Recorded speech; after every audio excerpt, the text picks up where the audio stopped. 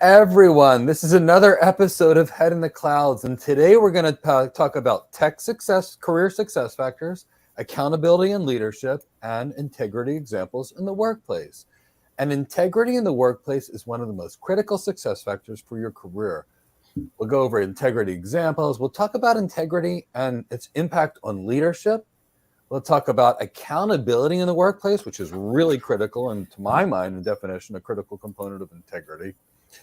We'll talk about accountability and leadership, accountability versus responsibility. We probably are going to get there. We'll talk about leadership accountability. We'll probably talk about first impression tips, because I got to tell you, when it comes to meeting people, it's absolutely critical. We'll talk about how to make a good first impression.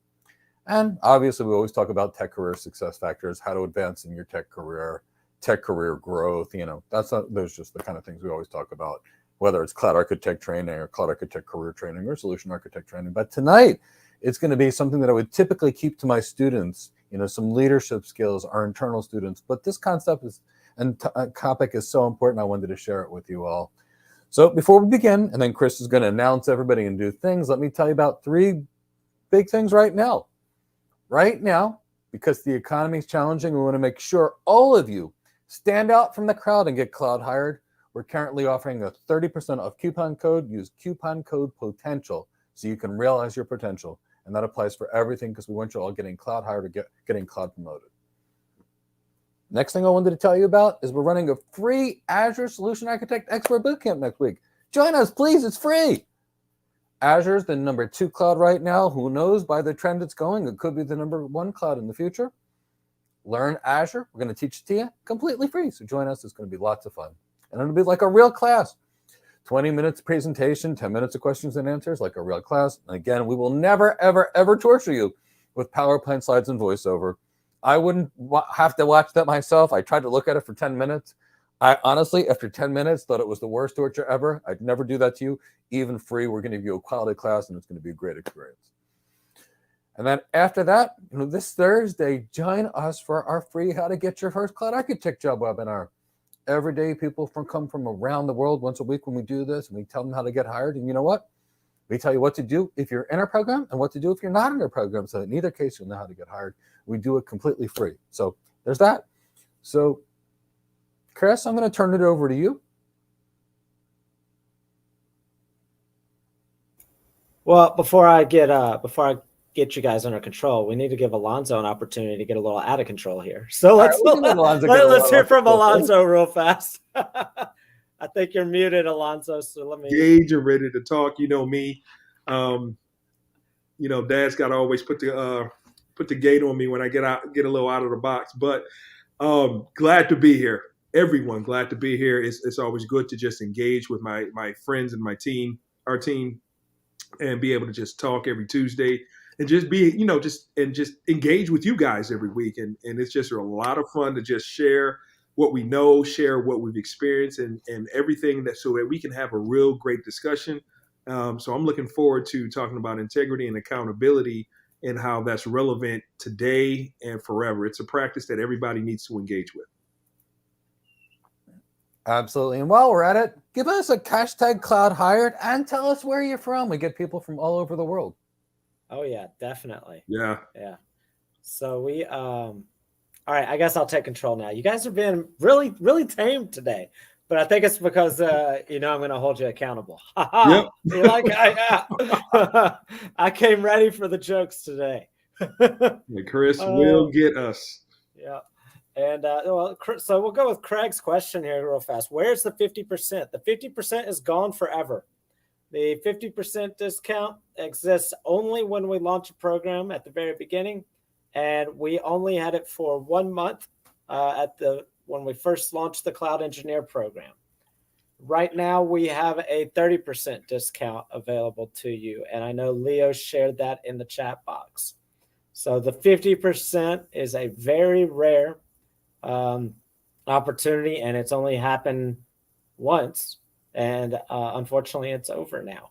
So take advantage of the 30% discount while it's available, for sure. And I did make sure you sent 10 emails on that and posted to social media a lot of times. And when people asked Mike, is it going? I said it's going to be gone forever and never again. But because it was new, and everybody knew us for getting architects hired all the time, we thought we'd fill up the engineering class because I want them hired too. Yep. Yeah. And so, but yeah, take advantage of that 30% discount right now. All of our programs, 30% off.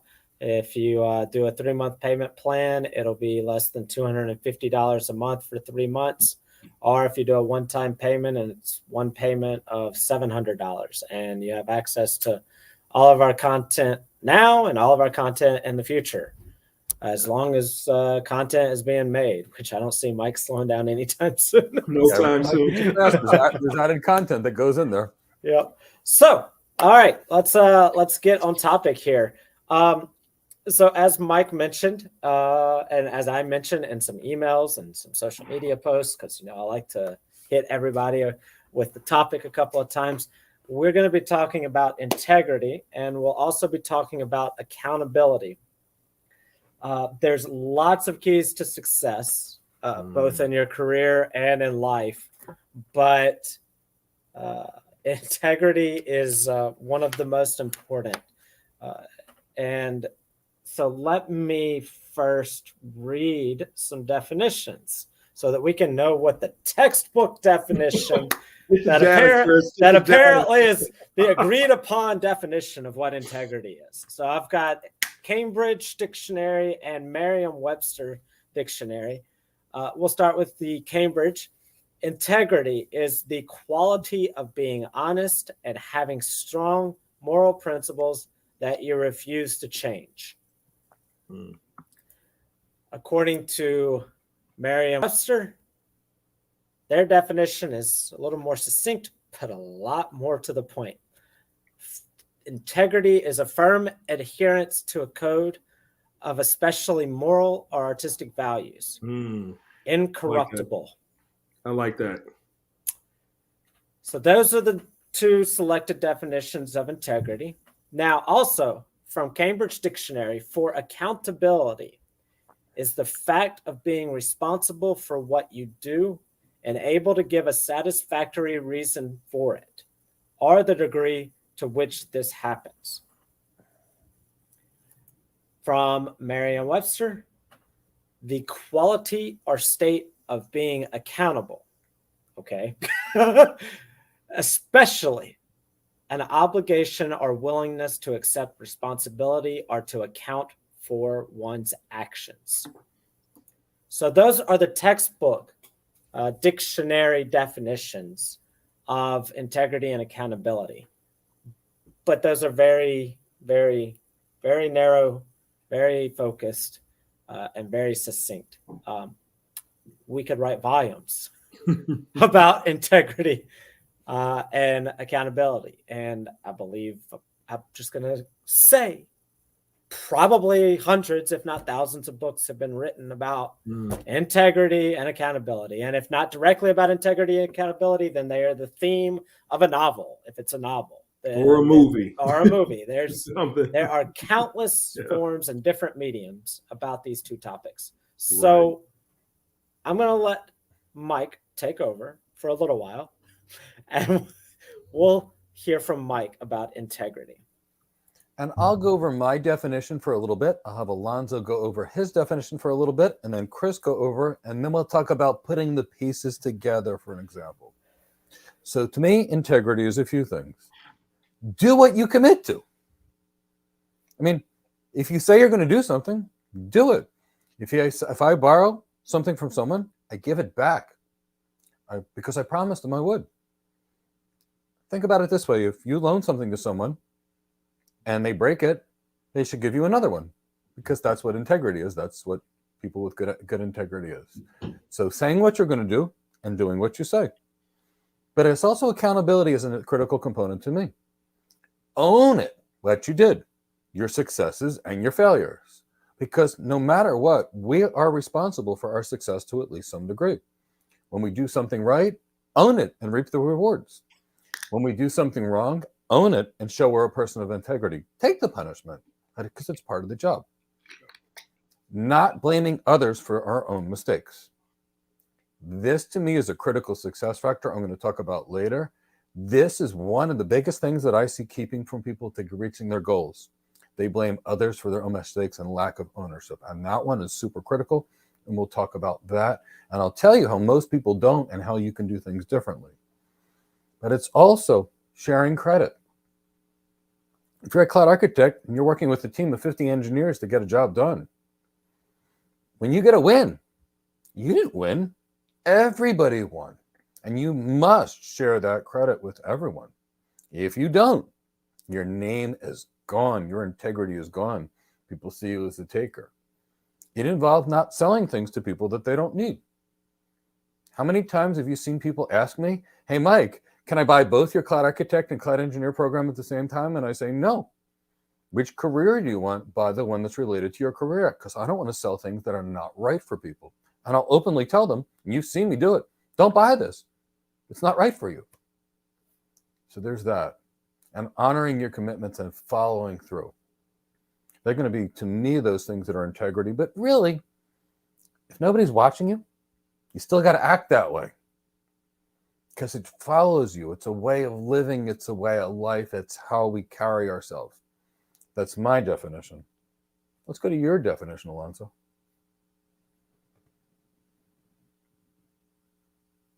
I'd say, first of all, integrity. Chris provided the actual empirical data explanation, definition of what it is. Mike provided his version. I would say that integrity is doing the right thing, especially when no one is watching. When it comes to doing the right thing, don't do it because you are afraid of getting caught. Do it because it is a lifestyle. It is a standard. It is like practicing medicine. There's always going to be an example. There's always going to be an opportunity for you to either fall back into less desirable standards, which are not of integrity, or push forward towards integrity to say, this is not right. This is not my ethos. This is not what I believe in, and continue to maintain that. Like, case in point, how many in a late night when you're at a red stop at 3 a.m, there is no traffic, there's a stop sign, and you want to keep going? Think about how many times people have drove past it, or they stopped because it was still the right thing to do. Even at 3 a.m, 3 p.m, it is what's right. When you have an opportunity to say that you made a mistake, or let it ride out and see what happens. No, you stop where you are, say, you know what? I did this. It's my fault. It's no one else's, and I am prepared to face the consequences. Or use it as an opportunity to, what they say, fail up and learn from that mistake, own it. And not only do you learn something from it, but you're also presenting yourself to others to say, A, I'm not perfect. B, I realize that I'm not perfect. And C, I'm willing to own up and learn from my mistakes. When you don't hold and that comes to the accountability piece, is admitting when you're wrong. It takes a lot for you to maintain a sense of humility, a sense of understanding that I'm not going to be right all the time. I shouldn't expect that. And when I'm wrong, I have to say, I did it. And I have to move forward and hold myself accountable and say, I was wrong. We can't grow unless we realize we've done wrong. So being able to do that and move forward from that experience and learn from it is what makes us all stronger. So that's my take on it. How about you, Chris?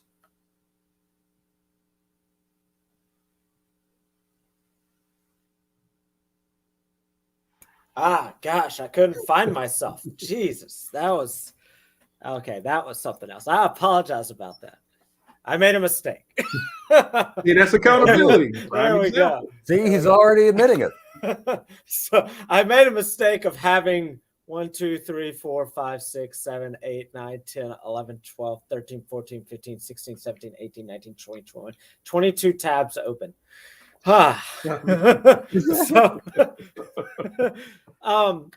So, and I don't think there's much that I can add to what integrity is beyond what you two have already said. But I just realized I had my headphones on.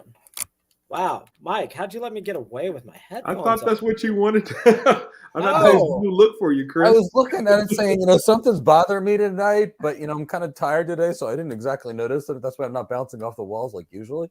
Wow. All right, two opportunities for accountability in less than a minute there. You're on a roll Okay. here. All right, I'm on a roll. Okay. So in case you want to know definition of accountability, there we go. I 2 mistakes right there, back to back. I'm owning up to them. But what I was saying was I don't have too much to add to what integrity is that you guys haven't already discussed. I mean, just a couple of the obvious ones. I mean, the most obvious one has already been mentioned. Is doing the right thing when nobody's looking. I'm sorry. That's. I don't mean to sound cliche, but that's everybody hears that. But I might be going out of the box here. And this is where I'm going to ask Mike about controlling this narrative. Mike, do you have a plan for how we're going to navigate this? Because I got about 3 different directions I can go right now in my mind. So I have a plan for a conversation. Right. Yeah, that's I know Chris knows me pretty well. No, if I've got an architecture, I've got a plan. If I'm planning on a training thing, plan A, plan B, plan C. Yeah. One of the reasons I was so successful in my career was as follows. Everybody else would ask the executives, like, can you give a presentation about this? And they'd say, fill out a form, tell me all the details I need to know, tell me exactly who's the audience, say this so I can build the perfect presentation. My career was, hey, Mike, can you deliver a presentation? Where and when? In London tomorrow at 9 a.m. And we don't know the topic yet. It's either going to be on this, or this. So yeah, that's sort of me. So yeah, Chris knows that about me, that no, I don't plan any conversations. Right. So I got to know what's in your head like right now. Where are you going to go? Where are we going, Mike? So I know. Where am I going right now? I was going to go some examples. Okay. Of integrity in the workplace. Okay. Or lack of integrity in the workplace that I've examined, that I've seen from good leaders and bad leaders. Perfect. All right. And then about 20 minutes after that, what are we going to be doing?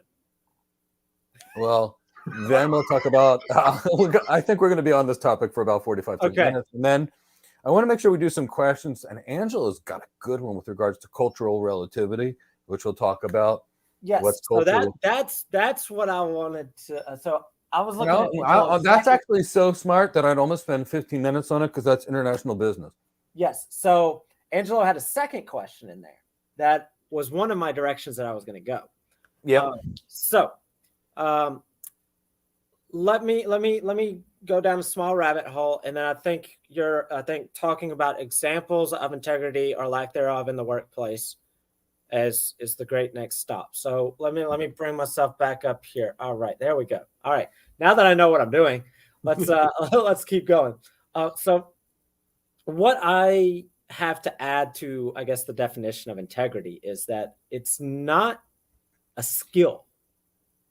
We're always talking about the skills necessary to be a great leader, or the skills necessary to be a great employee, or the skills necessary to be a great architect. Integrity is not a skill. Accountability is not a skill. Honesty is not a skill. These are traits of you, of me. These are attributes. If you're playing a video game, it's just like your ability to pass in football video game. Your attribute better be at 100 for accountability. So it is not a skill that you can train by reading a book and getting all the steps down and not having to worry about it again. It is something that you can train, but it's also something that you have to do. You have to do accountability. You have to do honesty. You have to do accountability. When you're wrong, don't just say you're wrong for the punishment. Say you're wrong so that you can get better. That is the purpose of accountability, is to better yourself and by default bettering your organization. Because if you have no integrity and the counterpart next to you has no integrity, and the boss that's above the two of you have no integrity, and there's only 2 people out of a department of 15 that have integrity, what does that say about the business? And we'll talk about examples down the road about about businesses that don't have any integrity. But again, it's not something that you can just pick up and then never think about again after you learn. It's not like, I don't mean to knock networking or BGP, but networking and BGP, that's something that you can learn. You dedicate enough time to it, you learn it, you know how to do it, and you don't have to do it every single day when you're driving home, when you're at the restaurant, when you're dealing with the coworker, when you're dealing with the boss. You don't have to worry about networking and BGP. But you do have to do that with integrity. And you have to do that with accountability, again, because it's a part of you. It's a part of what you're doing in every day. Whether, again, it's at a restaurant and you're dealing with how many times have you been at a table with your party and you know that the person in your party ordered the wrong thing and got the wrong thing because it's what they ordered, and then that person blamed the waiter? That's integrity. That's accountability. Yeah. If you're not willing to say, oh, you're right, I didn't order the right thing, or you know what, maybe I didn't, maybe I said the wrong thing, maybe I spoke too fast, maybe I was between 2 things and said the one that I decided I didn't want. And that's just a small example. But anyway, there wasn't much for me to add to the definition of integrity, other than the fact that it's not just something that you pick up, learn, and never have to think about again. It's something that you actively have to be doing. So with that, I'll bring it back to the table here about where we want to go next with this. Mm-hmm. So I'll give some examples of integrity. So about 20 years ago, Johnson & Johnson was a brand that was the most trusted brand in the world. Does anybody know why? For the people that are not old enough to remember this, when I was younger, some bad person decided to poison some Tylenol with some cyanide, and it was killing some people. And Johnson & Johnson couldn't figure out how it happened. So Johnson & Johnson did a voluntary recall of every single bottle of acetaminophen in the entire globe, because 6 or 7 bottles were tainted by somebody, to assure and make sure that nobody would get hurt. I'll give you a corporate example of bad integrity. Ford, by comparison, had a car that they knew that would blow up on impact in certain car accidents. They did a financial model and a business case that determined it would cost less to settle the lawsuits for the death than it would fix it. That was an example of some of the worst integrity. But now we're talking about corporate examples. Let's talk about your career. I worked with a woman. She was my partner and my mentor, and she's now my executive coach. Obviously, somebody I have a lot of respect for. So about 15 years ago, she and I are working on a project. And she's the senior person, and I'm the new executive. And we did projects together. And obviously, the person that's the most senior would normally get the most credit.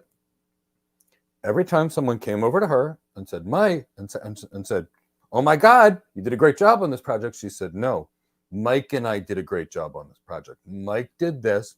Really, I did this. This went on time and time again. So what happened? I got promoted. I'll give you another example that was a bad example. A lot of you guys are architects, and you're going to be working with sales reps. You're going to work with good sales reps. You're going to work with bad sales reps. And you know what? The integrity of the sales rep, I got to tell you, is going to determine their long-term career success. Integrity of bad sales reps, I'm going to tell you, they're going to have a career that's going to look like this. They're going to sell. They're going to rise real fast, and then they're going to crash and burn because their reputation is going to catch up with them.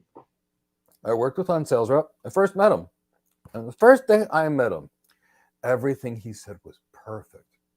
He walked right. He talked right. He was perfect. I mean, in every way. And I got home that night. My wife says, what's your team like? I said, the engineers are fine, but I got a sales rep and I don't like him. And she said, why? I said, he's too perfect. It doesn't feel right. There's something that's not right. But he was too perfect. He said everything. He was Ivy League educated. Everything was perfect. So one day we go to a diner and I see him treat the food server negatively, the cashier negatively, and I started to see the things that were making me upset that I couldn't figure out yet.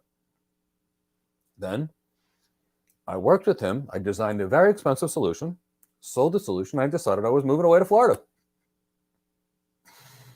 So after I got the solution, designed the solution, and was moving on the way to Florida, the guy stopped returning my phone calls because he was no longer getting commissions out of my architectures. But the customer was still calling me. So I wasn't on the account. I wasn't getting paid to be on the account, but do you think I supported that account? I sure did. I went there, took care of the customer because I had to. They agreed to something with me. They agreed to something with him. I called him, couldn't find him. Called him again, couldn't find him. Finally called his house, texted him, emailed him, instant messaged him nonstop until he got back to me. And I said, meet me for a drink. Like, Mike, I don't feel like talking to this. I said, well, you will be talking to me now, or I'll be speaking to the VP. So we meet up for a drink. And I said, look, you may not like me anymore because I'm no longer part of your team to help you sell something. I've made the sale for you and I'm no longer valuable to you, but the customer's still calling me. Now, right now, I'm dealing with their engineers every day and they're asking for architectural decisions. You're speaking to their CEOs and their directors and their VPs. They have a strategy. So if you care to get the engineering strategy with talking to what the executives want, talk to me. I didn't call you because I liked you. I don't like you at all. But here's the thing. If you care about your customer, you're going to work with me. He worked with me. But there was that. Sales reps will sell stuff that some of them will sell things that are terrible. Other sales reps, like my friend that works for another organization, will never sell anything that's in the worst interest of the company. So there's that. So when we're leaders, if we work with a team, we can't take the credit when the team does well. We share the credit with the team. And guess what? As the leader, when things go wrong, who's responsible? The leader. Because we lead the team. So we get credit when it wins, but we must own it when it's wrong. If the leader doesn't own it, the team won't respect the leader anymore. Not one bit. Now, when we do things at work, if we get in an argument with someone, we're at least 50% responsible. Somewhere along the line we are. What's the impact of what we did? It's not all somebody else's fault. Take our own part in it. It's part of the fixing and the solution. But let's talk about, the kind of things we need to do. If you're going to borrow somebody's employees, and as architects, we borrow employees from other teams all the time. Yeah. All the time. These employees don't work for us, but they're going to do things for us. We owe it to those employees that are working for us to basically lead them and help them in their careers. If they're giving us something, we owe them something. So for architects that borrow engineers all the time, we owe those engineers a debt of gratitude. And I got to tell you, when I worked with lots of engineers, I helped them get to their career goals too, just because I had to. They're helping me. I felt obligated to help them. But really, it's owning your mistakes. One day, we advertised the wrong phone number on our website for about a month straight. And guess what? Nobody wants to advertise the wrong phone number to your website. But when it happened, the person that did it called me and said, I made a mistake with the phone number. Do you think I was upset? No. Because I trusted the person. And I said, I like this person even more because they admitted the mistake to me. Now, I don't like mistakes. But let me tell you, if I found out there was a lie, I'd have been ticked off. When the person admitted it to me, it was like, okay, I can work around that. Chris is laughing. He did it. It was no big deal. I don't care. But the point is that's integrity. Now, do I trust Chris? I sure do. Do I trust him more after that? I do.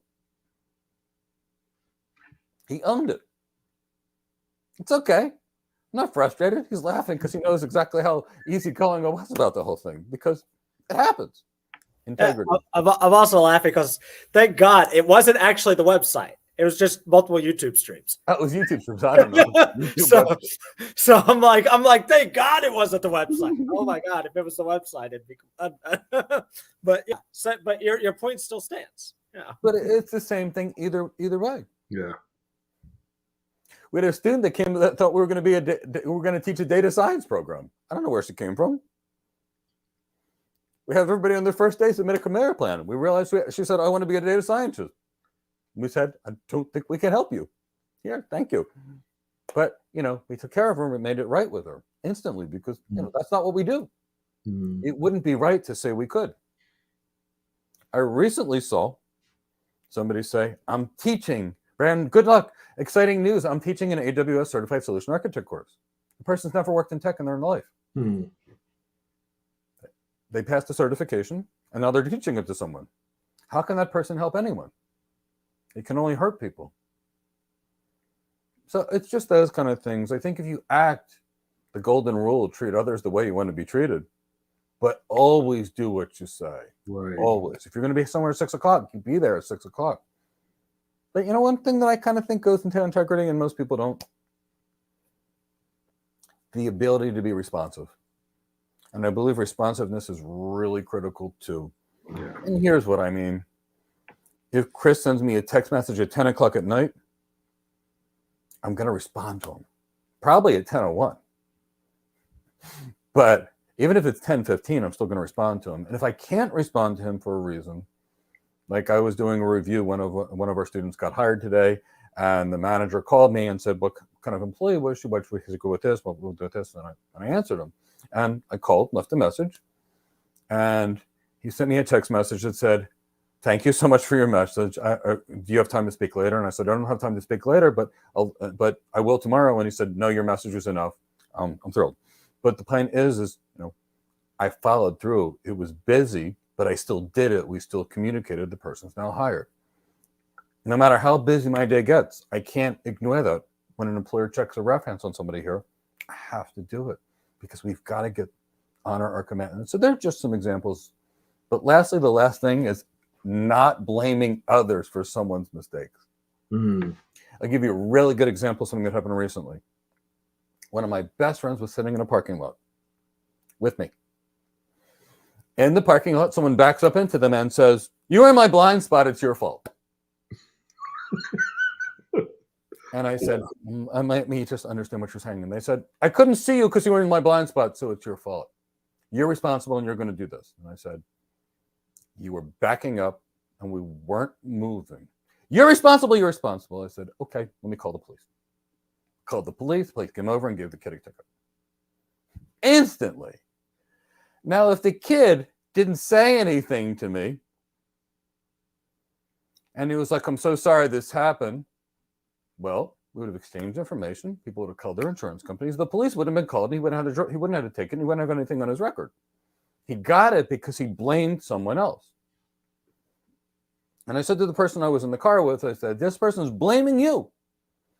5 minutes later, this person's going to sue you for neck pain and say something else didn't happen. You need to call the police right now and document it." The police came and they're like, "No." And the kid yelled at the police, and the police were actually pretty nice about the whole thing.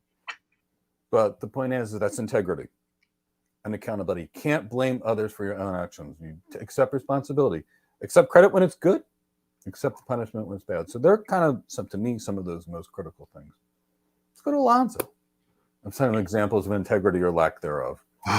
Where do I start? There's been plenty of times where I myself had to abide by the integrity, and then there's others that even in my youth, I made mistakes. I didn't go with the integrity. I didn't go with what I was supposed to do. So here's another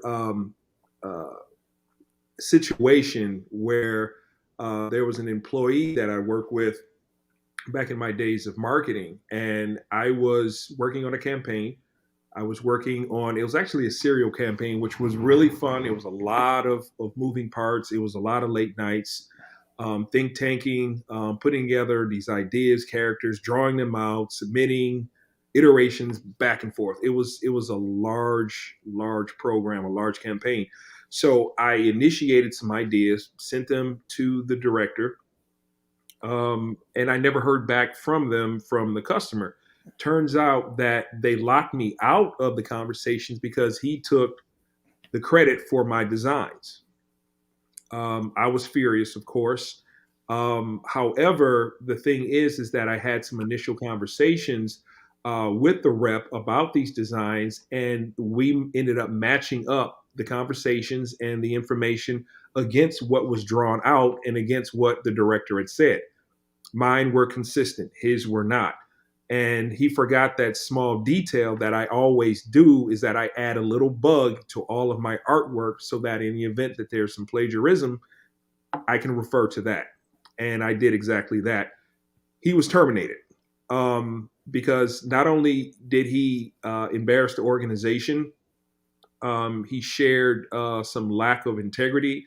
He was not a team player. He definitely did a lot of things that was damaging, but I still held my cool. Even though I was furious, I internalized that and I put that to the side so that I could focus on being a professional, being focused on what the task was, being able to remediate these issues, bring it to the right people so that we can move forward.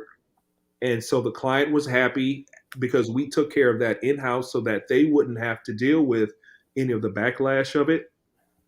And it was that type of example where I said, you know, if I didn't speak up for myself, because there's integrity in how you exemplify your work, the excellence in your work. If I didn't step up and say they took my work, and if I didn't protect myself by having the integrity to ensure that I'm like doing the right thing and I'm sharing the right stuff with the right client, you know, you think about how this thing could have happened, how it could have spun into a bad situation if I didn't step up and say, you're not doing the right thing. And it's very important to not compromise who you are, your standards, because if you let it slip, not only are you reducing your standards of integrity, you're letting those who don't live by integrity, it's like you're putting a stamp to say it's okay to do what you're doing. And that's not how you should live your life. It's not how you should share, or rather you should exemplify. You shouldn't present that to people to say that it's the right thing to do. You always have to just stand by this level of integrity, which by the way is, like Chris had mentioned, it's what you do. It's a standard, it's a practice. Like I said, doctors practice medicine, we practice integrity. You have to continue to do it every day, whether it's for yourself or for others, or definitely to abide by certain standards that are set within an organization, within your family, within your friendship, within your relationship, marriage, whatever. It's a wide spectrum standard that you have to have for yourself. What about you, Chris? All right, I found my button. There we go. All right, so examples of integrity. So there's been a couple of questions in the chat box that were already going to be part of my point of discussion. So they're going to be answered, and we may come back to them and answer them specifically. But so instead of necessarily talking about examples of integrity, what I was thinking about was ways to show integrity, ways to practice integrity. And if that's okay with you, Mike and Elonzo, I'd like to take my examples of integrity time to speak about that. Sure. All right, perfect. I want to make sure this is just this is one that I like I said, I could go 50 different ways with this entire conversation. So I just want to make sure that I go the right way, that everybody else can keep up with me. So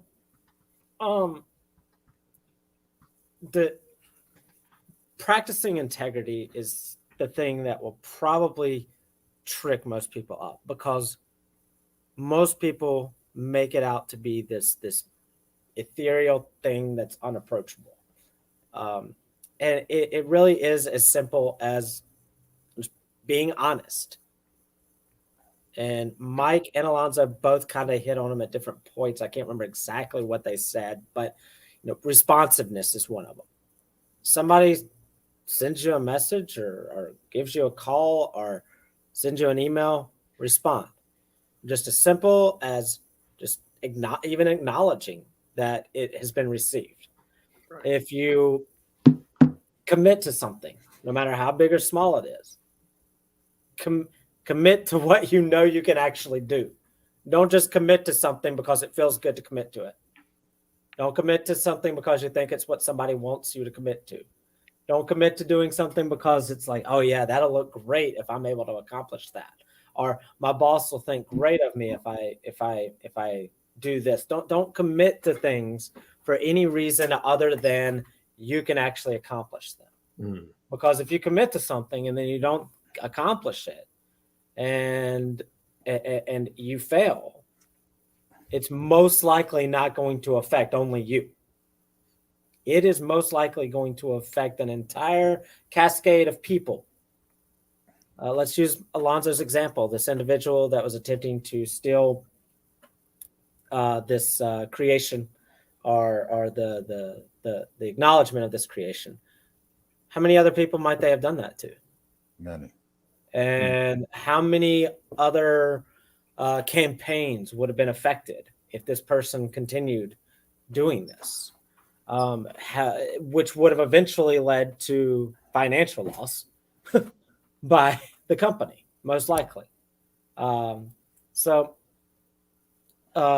That's committing, knowing what you're capable of is a big piece of your integrity. Knowing what your, and then that goes directly into this, I don't want to say the smaller piece, but the finer piece of accountability. Knowing what you're capable of and only committing to what you're capable of is a big thing. One way to find out where you have opportunities to improve your practice of integrity is to do a self-audit. It sounds weird, but it's very easy, especially for people in our program. It sounds very familiar because it's very familiar to a peer assessment, but it's a little bit different. Instead of a peer assessment, where they're telling you what they see in you, you are doing what you see in other people. And why so when you do a self-audit, you have to have something to compare to. So you have to find those people that you admire and use that as your measuring stick when you're auditing yourself. So it may be a colleague. It may be somebody that you worked with 15 years ago that you still think, man, how would this person do this? How would this person handle this situation? What would most of us have that person that's in our brain where we're like, yeah, I wonder how so-and-so would do this. If you've got that, pick your brain and figure out why that person is the person that you look up to, and then find out what it is that you could do to be like that. We had some really difficult questions in there, which I think Elonzo answered about what do you do if somebody's not practicing integrity at work and it's affecting other people. You might have to do what Elonzo did. You have to address areas of lack of integrity to keep your own integrity. You can't by not acknowledging it, you're in essence approving it and allowing it to happen. If you can let little things slide, if you can become okay with this little bitty thing, and Elonzo mentioned it earlier, the stop sign in the middle of the night that nobody's looking. If you can become okay with these little things, then the next thing you know, you're going to be Kenneth Lay at Enron, and bringing down entire billion-dollar organizations because of your lack of integrity. So there's plenty of examples of integrity, but the key is to don't think of it as this big thing. No. It's not this big thing. But it is a big word. It has a big meaning, but it's not this big thing that is unattainable. I go back to what I said earlier. It's just something that you do every day. You know, perfect example. I'll use myself as an example. I don't like to toot my own horn and wave my own flag, but a perfect example this morning or this afternoon or sometime, Mike and I were emailing back and forth about an article that we're going to be releasing tomorrow. And newsflash, we're releasing an article tomorrow. There you go. Good article tomorrow. Yeah, we got an architect. But this was going to be on our website. It's going to be our article. But it's Mike sent me an email saying this sounds great. It reads great. Blah blah blah blah. And I made sure to respond and say, 98% of this is Eddie. This is Eddie's work. Yes, he did. I didn't have to do that. I just did it. Like, I was like, look, this isn't me. Like, I appreciate you saying it's great. Like, because it is great, but it was Eddie. I added and I think I said I added like 20 words to it or something. But I was like, just to make sure this is Eddie. This is not me. And if Eddie, you're out there, good job, Eddie. But anyway, so I'll close out my time with that little example. That's literally just in the course of a day, just a simple email from my boss, Mike, saying, yeah, this looks great. I made sure to give the credit to the person that deserves the credit, that did the work, instead of, I could have just let it lie there. Mm. And Mike would have never known that. Well, he knew, but Mike wouldn't have been reminded that Eddie wrote this great article. So, and now Eddie will get the benefit of that because I made sure to give him credit where it's due. And it's not just Eddie, but right. Now I trust Chris more. So, which puts him in another level in my mind because he did the right thing. Right. It's compounding. It's just like I said, if you let it fly, if you let it go, if you let it slide, it has cascading effects that could harm people. Yeah. If you do integrity, it can have compounding effect like interest, and it just keeps growing and growing and growing. I mentioned Enron earlier. Enron being a bad example of integrity. I'm guessing the majority of the people on our YouTube channel is familiar with Enron. WorldCom. But Enron, completely different than WorldCom. Enron brought down the largest accounting firm in the world with them. Yeah. So not just Enron's lack of integrity affected, I don't know, what was it, like 50 or 100,000 employees they had? 100,000. Yeah, tons of people lost their life savings. Yeah, they were ready to retire that year. Their entire retirement, because just like WorldCom, their entire retirements were essentially in the stocks. But not only did it affect Enron, it affected their accounting firm, Arthur Andersen. And that's just the biggest example of, I'm sure there's hundreds of other companies that were affected by Enron that didn't make the headline news. But so it compounds in a good way and it cascades in a bad way. And that just a little things either can add up. It's mind-boggling. Yeah. I'll get off my I could go my mind. I feel like Mike today. My mind is like I love that. I'm messing with my mind, but I do want to give one time where I don't suggest being truthful. Only one time. If you're ever asked, does this dress make me look fat? That's the time to say no. Yeah. Otherwise, act with honor, integrity consistently. But if somebody asks you, does this dress make me look fat? I've said yes in the past, and that did not work out well for me, so I strongly don't recommend that at all. Just saying from past experience. Smart man. Yeah, and so you bring up a point. So we're talking about honesty and integrity. You have and this goes back to my thing about it not being a skill that you can just pick up in a book and never have to think about again. Yeah. There are layers. Every day. There are degrees. There are consequences.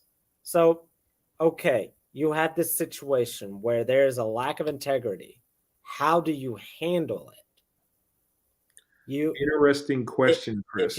You're right. Okay, so Yeah. this person is doing XYZ and it is not okay. What do I do? Well, if it's in a business place, you find out what your procedure is. You find out, what am I supposed to do? If it's a colleague, you go to your boss. If it's your boss, you probably go to your boss's boss. But you find out the procedure. I saw a question related to this in the chat box. We can't tell you what to do in that situation. No. But there are procedures. And if there's not a procedure, then you should find someone that you trust with your everything and go to them and ask them, okay, what should I do? And so when I say someone you trust that's not going to be affected by that situation. I got a great example for that too, Chris. Because this ties into what I'm saying. Like people go from 0 to 100. They're like, okay, my only example of integrity is this. My guy over here lied and got the job. They don't think about the little pieces. Right. They always think about the big opportunities for integrity. And so I'm like, well, those are going to be the majority of our questions. Yeah. Like you said, it's in steps. Go ahead, Mike, please. But the key is, look, I can get somebody real far, real fast if they were to lie. Problem is, they get found out immediately, so it doesn't last long. It doesn't last long, and you're not going to be anywhere. You might make it a couple of years. When the lies go faster than the skill set. Yeah. Look at the companies that do that. Look at Microsoft. They've been doing the right thing for a long time. They're a $2 trillion company. Yep. And in this economy where their competitors have been, their market value has gone down, down, down. Look at them. $2 trillion. Yeah. Their competitors can't say the same. Their competitors are losing money. But they're honest and with their customers. This happened to us. We were hacked. Everybody gets hacked. We all know it. We don't like it. It's embarrassing, but everybody gets hacked. We were hacked. Poop. Market share goes up because the people trusted it. Yeah, and I see the question that made you bring that up. And okay, so what if it is the economic system that's making other people practice a lack of integrity? Has no effect on you. None. You keep doing the right things. I promise you'll get burned. Right. Your practice of integrity is what will affect you. And just because somebody else is getting ahead because they cheated or they were unethical, that doesn't have any bearing on you. No. And I'll give you an example from tech where I worked with somebody who was a sales rep. Figures of all the challenging things I've had with sales reps. Honestly, I've worked with some amazing sales reps. But this particular guy worked in the channel, and we were involved in strategic outsourcing with one of the largest tech companies in the world. I was sent, there was a meeting. Can you guys go and meet with this big tech partner? Huge tech partner. And I went, sure, why not? I'll go visit my friend Alvin in California. I'll go visit my best friend Moses. Why not?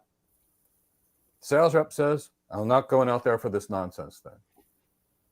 As it turned out, showed up in the meeting, designed a contact center of the future with this big tech company, and it closed for $1.1 billion. I didn't do that much. Really didn't. I gave this big, giant global tech company some unified communications guidance. All's good, right? I call the account manager. Guess what?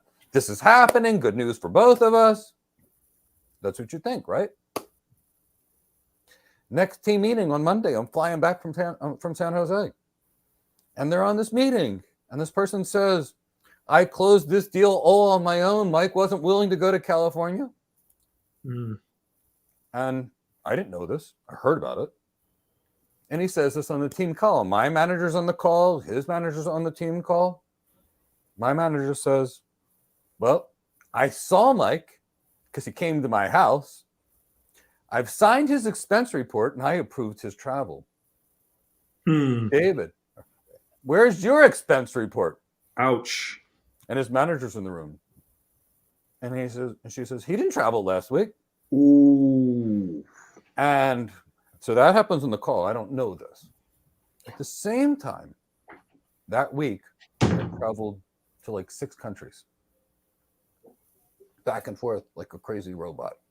And we all get together in a team meeting, and somebody told me that this guy says this.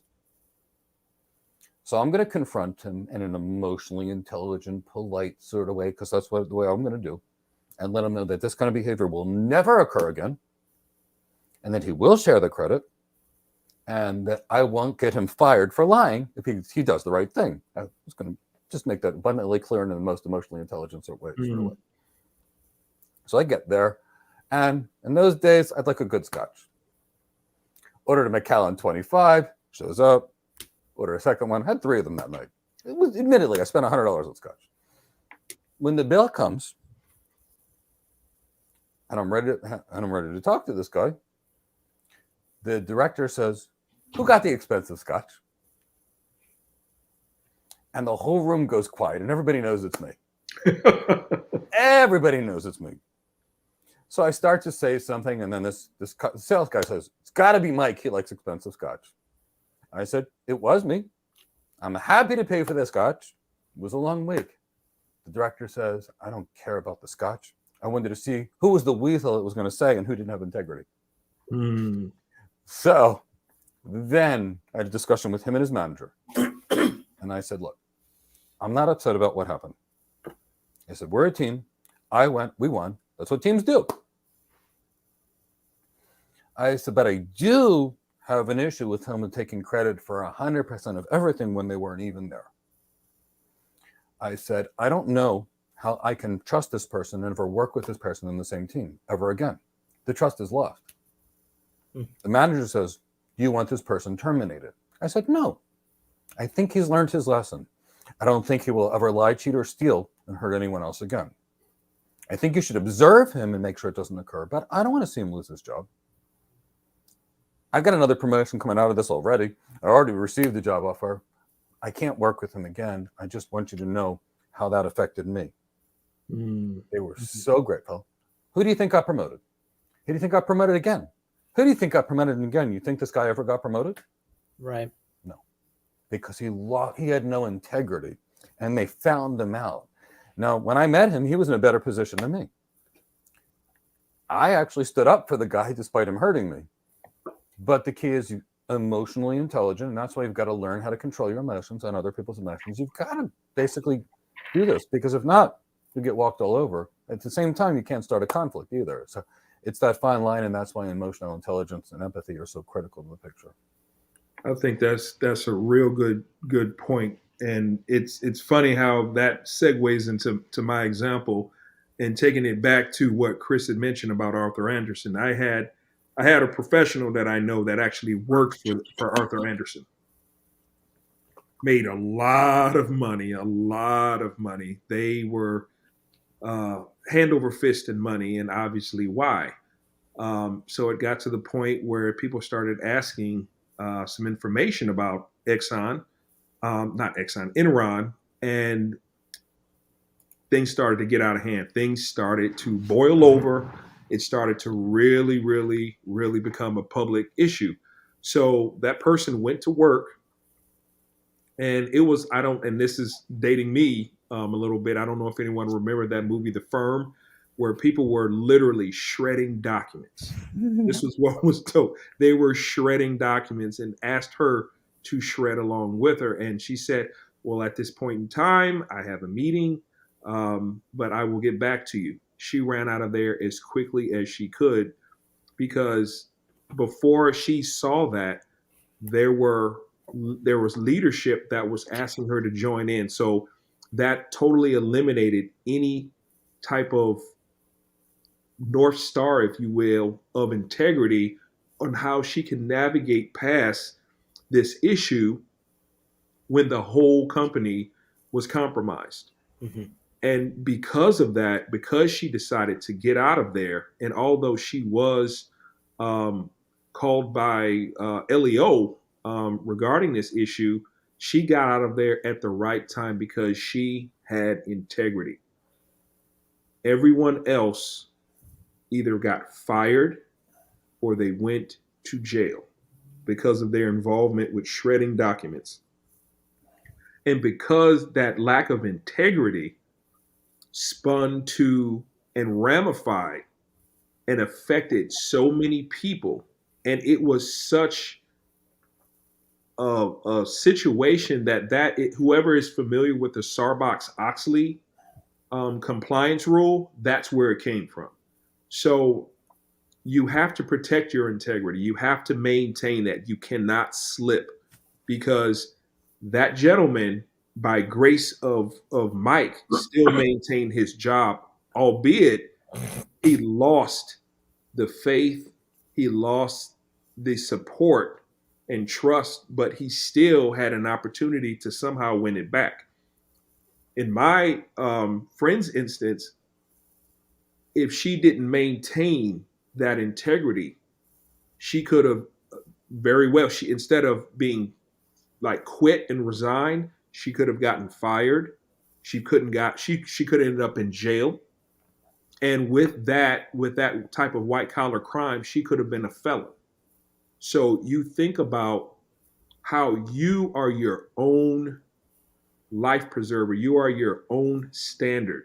And standards, like water, seeks its own level. You have to maintain that.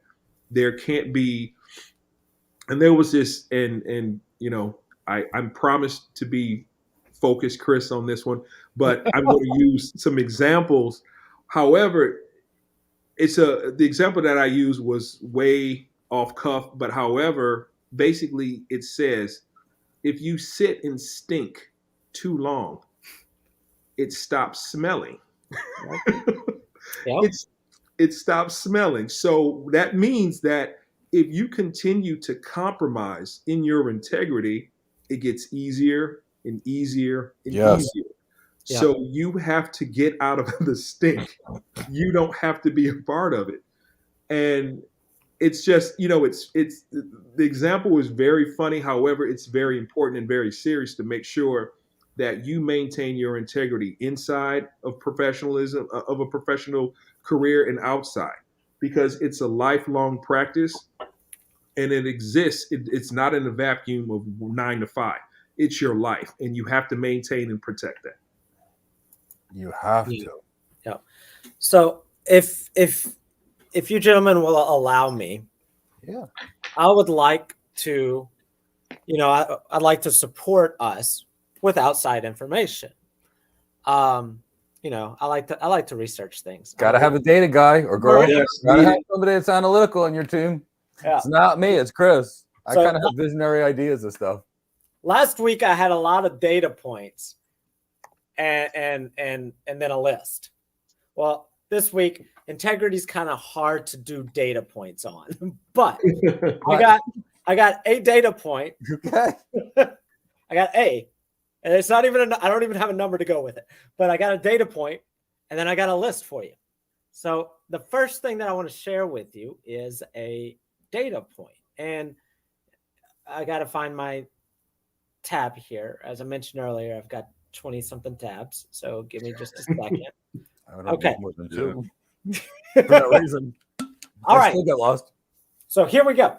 So Mike likes to talk about Gardner a lot. Well, there's another one out there called Robert Half. Not so much about technology, just business in general. They do surveys, they do consulting and all kinds of stuff. Getting people hired, exactly. So they do. So Robert Half did a survey of employees and C-suite executives. They both got the same survey. And both employees and executives listed integrity as the most important trait. From the C-suite executive, they list the most important trait of an employee as integrity. And employees listed the most important trait in their leader is integrity. So both sides of the employment spectrum view the most important trait of an individual to be integrity. I thought that was a very interesting piece of data, that it is not a one-sided, you know, the people up top lording down on everybody below is like, you have to be, no, the people below are looking up to the people up top and holding them accountable and saying, hey, we want integrity from you. If you want it from us, we want it from you. It's a two-way street. Everybody, we want to have integrity in this office.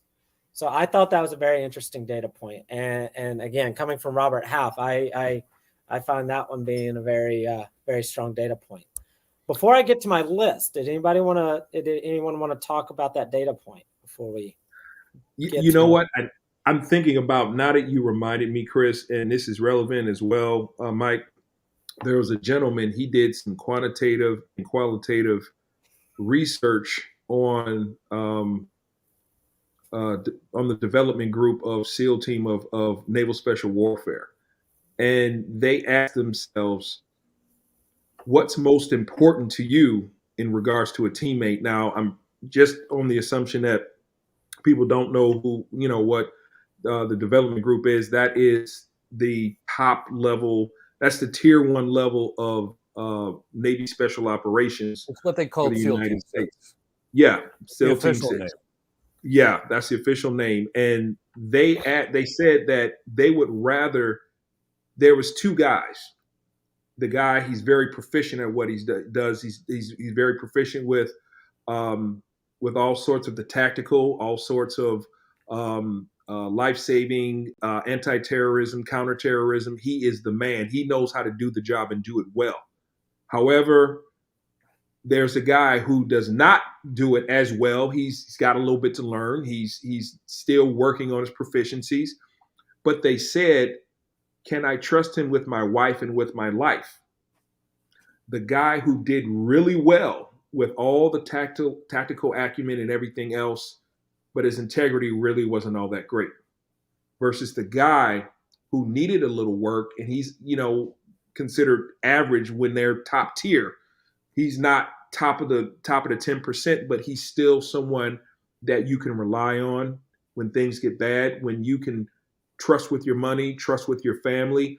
Those were the ones that they were only going to work with, because it was about integrity. It wasn't about you being the best skilled guy or gal in the room. It's about how you're going to handle things, like I said, and like Mike and everyone is saying, when you're not being watched, or when the opportunity presents themselves where you can slide by and not do what you're expected to do. So it's some of those things that underline where integrity and accountability, it's not qualitative, it's not fully quantitative, but it's something in between that you need to exemplify inside and out of the office. Has to be. It has to follow you in and out. You got to commit to your things and do it. It's just so critical. You commit to something, you just do it. And that separates, I'm telling you, 50% of the people are just from people that do it, and people that don't blame others. That separates, the top 5 to 10% from everybody else. Yeah. I saw a LinkedIn post today. What's wrong with this country? What's wrong with hiring? What's wrong with companies? I can't get ahead in 20 years. I can tell you right now, I know what's wrong. I bet you that person never asked their manager, what's your goals? I bet you that person never asked the company, what can I do to make the company grow? I think they went there and expected the company to do stuff for them. And guess what? They're going to be there for 20 years and never get promoted. Mike, you're reading my list. Oh, sorry. I have no idea that you're thinking that, but I saw that. I saw two things. And, in life's not fair. I wish it was, but life's not fair. And as soon as we realize that, the easier we are. Learned that a long time ago. I wouldn't have been handicapped and not been able to walk for 8 years if life was fair. It's reality. It happened to me. I got better. I fought every day for 8 hours a day, but that's just life. Life's not fair. I saw somebody and it was truthfully tragic. I saw these people coming from Meta. I saw them coming from, Coinbase and all these tech companies that are laying off or rescinding offers. I can't believe this. I went here. This company rescinded my offer. How horrible are they? They posted it to LinkedIn. I got to tell you, nobody's going to want that person anywhere in the future. Today, I saw somebody else. I was so excited. I left my job. I was going to join Coinbase. My offer was canceled, but I'm out there and I want to work. So if any of you are looking for a good, strong tech talent that has this skill, and this skill, I would love to help you. Whoa. If I needed somebody with that skill, I'd have called her up right now and said, I need you as part of my company. She acted with class. She didn't blame others. She realized that maybe the company had no choice. There's other factors that go on. If a company hires people that it can't afford, it could go bankrupt, and then everybody loses their job. So, I don't know what's going on in each of these companies, but these are tough decisions that leaders have to make. They're never easy decisions. There are always hard decisions, but just keep that in mind. How we act, the trail we lead, the seeds we plant, they come back to haunt us. I had Alvin DaCosta on my YouTube channel one time, the VP at NVIDIA. I had Daryl Proctor on my YouTube channel. He's from Palo Alto Networks. I had Andrea Kaza from Versa Networks, who's awesome. I've known them for 20 years. I place a phone call to come on. Why? Because I trust them. They call me, Mike, can you help me? I call them. We know each other for 20 years. Blind faith. I don't even have to ask them. I just trust them. And because I trust them, and they trust me, look how much further we were able to go. Together, alone, whatever. So to me, it's all about integrity. No. I know, Chris, you had some plans. I also know there's questions in there. And let's also talk about that. Let me just end it on the career piece. The brand you build, and your brand is what people say about you when you're not in the room. Which is more valuable? Let's seriously look at it. I got my little Mac over here. It's got a GPU in it that's, comparatively speaking, compared to a 3060, maybe parity. Maybe. CPU-wise, compared to something else, nothing by comparison. But I spent $5,500 for this Mac notebook. I could build something that would perform 3 times better for half the price. It's the brand. I like the brand, so I bought the brand. People buy brands. Your brand follows you forever. If you have the brand of capable, polite, happy, energetic, enthusiastic, fair, responsible, and following through with what you say, you'll go so far in life you can't even imagine. But once there's kinks in your armor, and people sense those kinks in your armor, your brand damages very rapidly. And do you want to have a Mercedes brand? Or do you want to have a brand of somebody that's ready to go bankrupt? Do you want to be the Apple? Or do you want to be, the bottom feeder? Where do you want to be? Personally, I like all my students to act with good integrity, good conscience, honor, presence, with good leadership, treat others the way they'd want to be treated, and leave a trail of happiness. That's how I think you build your career. And it doesn't happen overnight. But especially for architects, imagine this.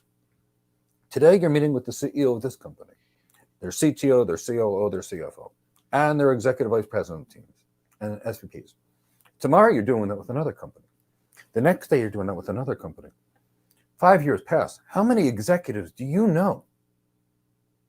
You want a job, it's literally a 60-second phone call. Ever. They will call you constantly. I'd like to hire you. I'm not ready now, but I will still talk. We can talk about how I can help you in the future, or I know somebody that can help you. Your brand follows you forever. Be the best. Being known to be the best. Be better than the rest. Be part of that leader, top elite, and you'll have the career of the elite. It's not easy. Each day, make the right decision. Do the right thing. Treat others the way you want to be treated. Show up. Do the right thing. On time, on budget, and don't lie. Unless that's the question is, does this dress make me look fat? That's the only excuse I have to not lie.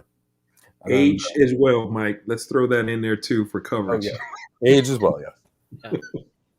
All right. So before we get to the questions, let me give the rundown on this list to close it out.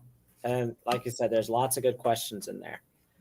So the list that I have, it's not from a Forbes or an economist or anything like that. We've already talked about the data points from those places. So the list that I found is from your everyday website. It's called, let me find it. Lost it already. It's called, this is from Lifehack, which it has lots of great content. They're pretty straightforward. So they have a list of 13 ways to demonstrate integrity. in the workplace. And so I'm just going to run through them real fast. So they have tell the truth. That's pretty straightforward. This one, the next one I thought was really good because we have not talked about it in an hour and 17 minutes. Don't publicize negativity. Yes. There's going to be opportunities abound for negativity in the workplace, at home, in an email, in a phone call, at the water cooler, at the desk next to you, when you're on a trip to a convention. There's going to be opportunities for all kinds of negativity from everyone else. Don't take part in the negativity. That is huge. I honestly don't know how I didn't think of that one earlier. Don't abuse your position, whatever that might be, whether it's in work or in your personal life. Don't abuse your position. Offer respect to everyone. Be forthcoming with information. Obviously, some limitations there, but if it's important and it's necessary, don't be a curmudgeon. Don't be stingy with important information if it's going to help your team. Mm-hmm. Give credit where it's due. We've talked about that. Collaborate instead of compete. Value diversity. We talk about this a lot. Everyone's got a different background. The three people here, we all have completely different backgrounds. Be accountable for your actions. Meet your deadlines. And we'll throw in there, because Mike and I talk about this all the time when we have the opportunities. If you can't meet a deadline, tell the team. Say, hey, here's what's going on. XYZ, the computer crashed. The servers went down. I can't do this because. Here's what I'm offering. Like, if there's inevitably going to be a situation where you can't deliver, whatever that might be, you have to take the bull by the horns and be responsive. So practice open communication. Goes right in hand with what I was just talking about. Uphold standards of the job. And approach challenges with courage. I like that. I thought that was a pretty good list. Yeah, so I like that. Not coming from a Forbes or a Fortune. That was that was impressive, man. I like that. It's great. Let's define courage, because not everybody understands this completely. Courage is not the absence of fear. Not at all. Mm-hmm. Courage is what you do despite having fear. It's the actions you do despite the fear. Yeah, I saw this great analogy. Yeah. Yes, I saw this when you have butterflies in your stomach. The trick is to get them to fly in formation. And that's how you can create that courage within you, is just contain it just a little while longer, a little second longer, so that once you meet whatever it is that you're facing, you can say, I didn't let the fear get the best of me. Yeah. Yep. All right. We ready for some questions? Questions are always fun. Yeah, let's go. All right. Let's go to that one from way back when that caught both of our attention, from Angelo. Yeah, that was a good one. Angelo asked, is quote unquote correct culturally and societally relative? Will making the correct moral business choice vary by geography, culture, region, etc.? And if so, what is common? What is fundamental for business? That's this, Angelo, is an extremely good question. And what's right in one culture is not necessarily considered right in another culture, as a rule. And what's acceptable in one culture, or even normal in one culture versus another culture, again, is something that's totally different. Some things with regards to integrity are real across all parts of the world, and other parts are not. So, for example, it might be common business practice in one part of the world to offer a bribe prior to a sale. that might be common, acceptable, and normal business practice.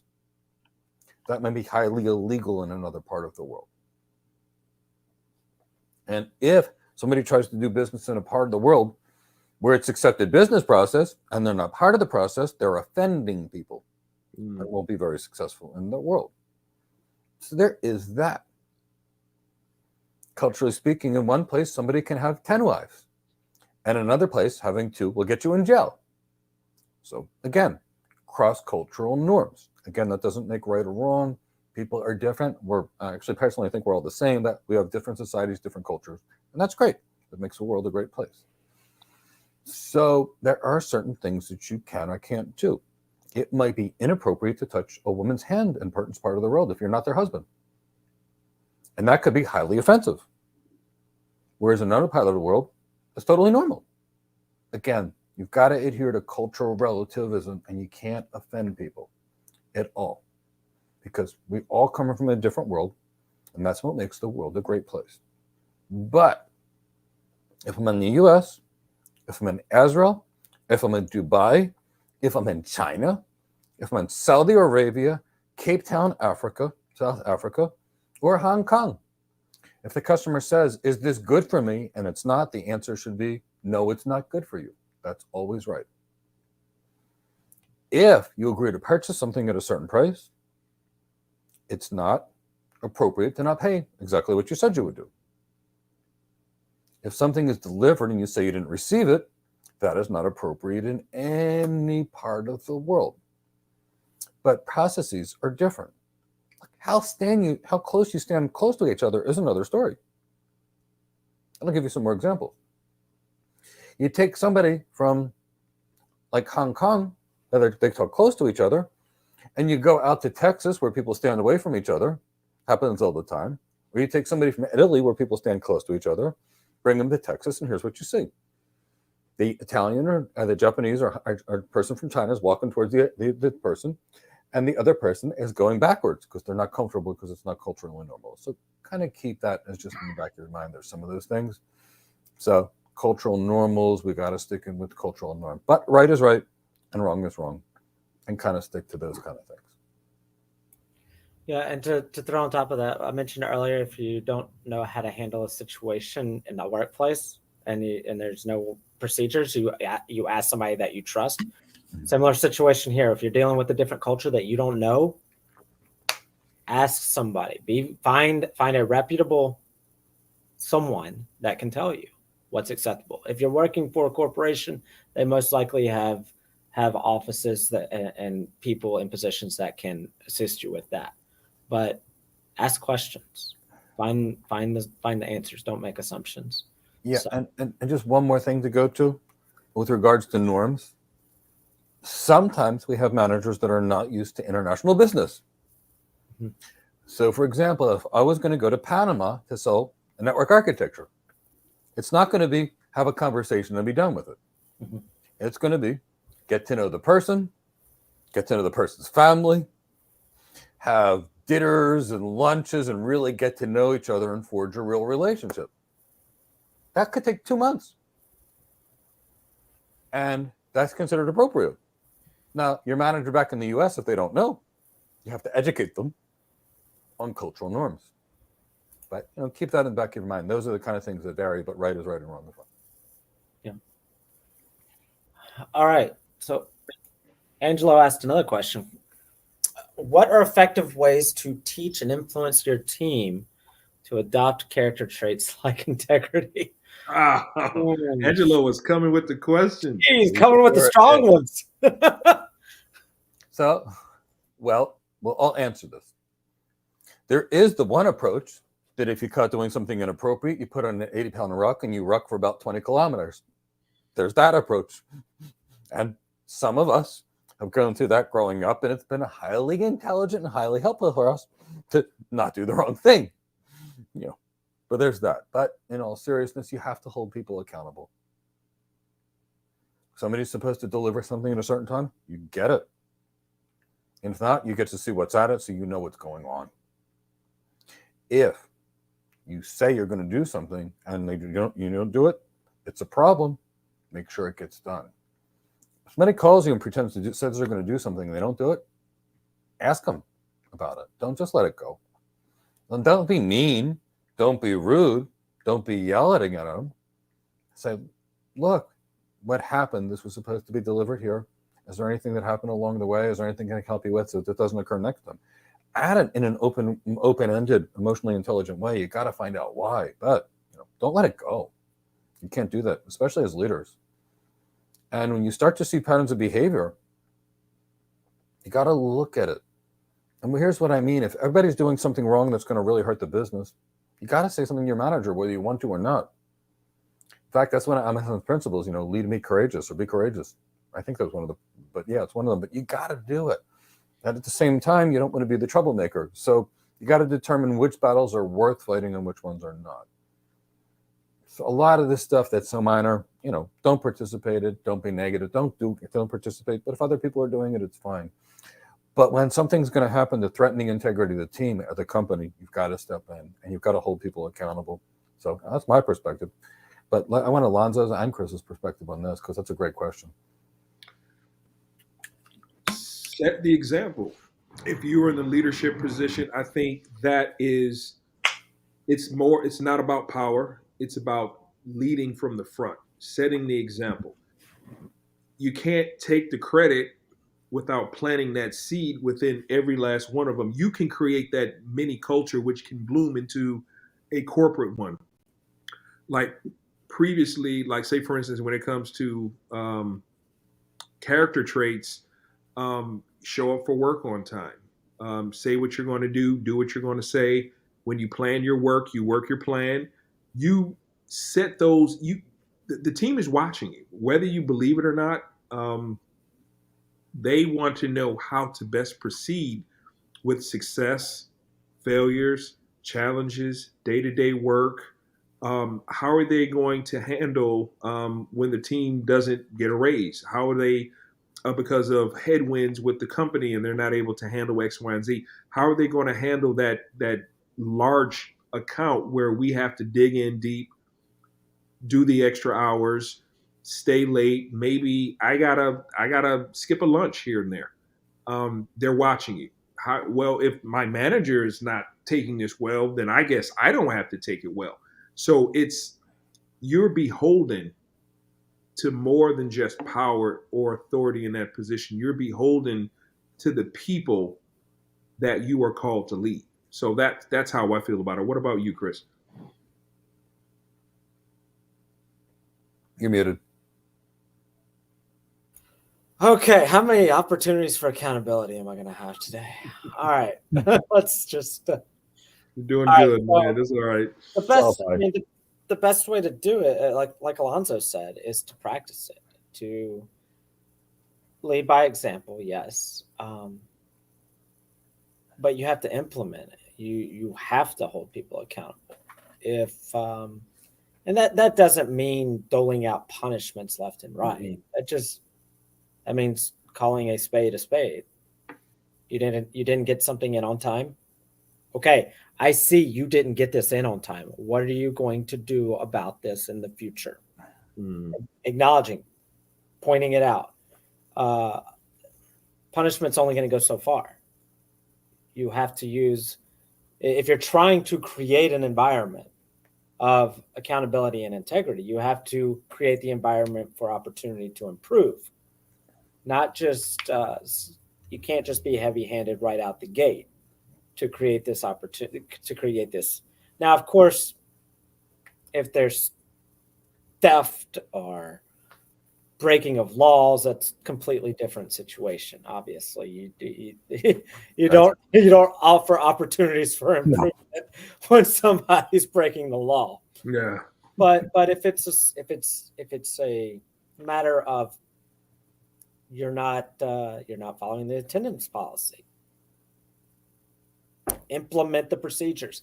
You may not be surprised how many managers out there don't implement the policies that are in place. The policies are there for a reason. If you're not implementing the policies and holding people accountable and being consistent, you have to be consistent. Because if you're not consistent, in your attempt to implement these practices, then it's gonna fall completely flat, and you're not gonna get anywhere. So Totally. that's what I have to add to that. I'm going to add one last thing.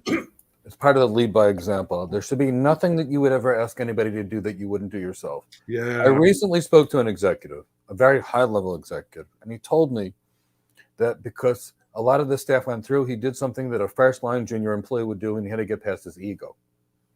And I said, ego?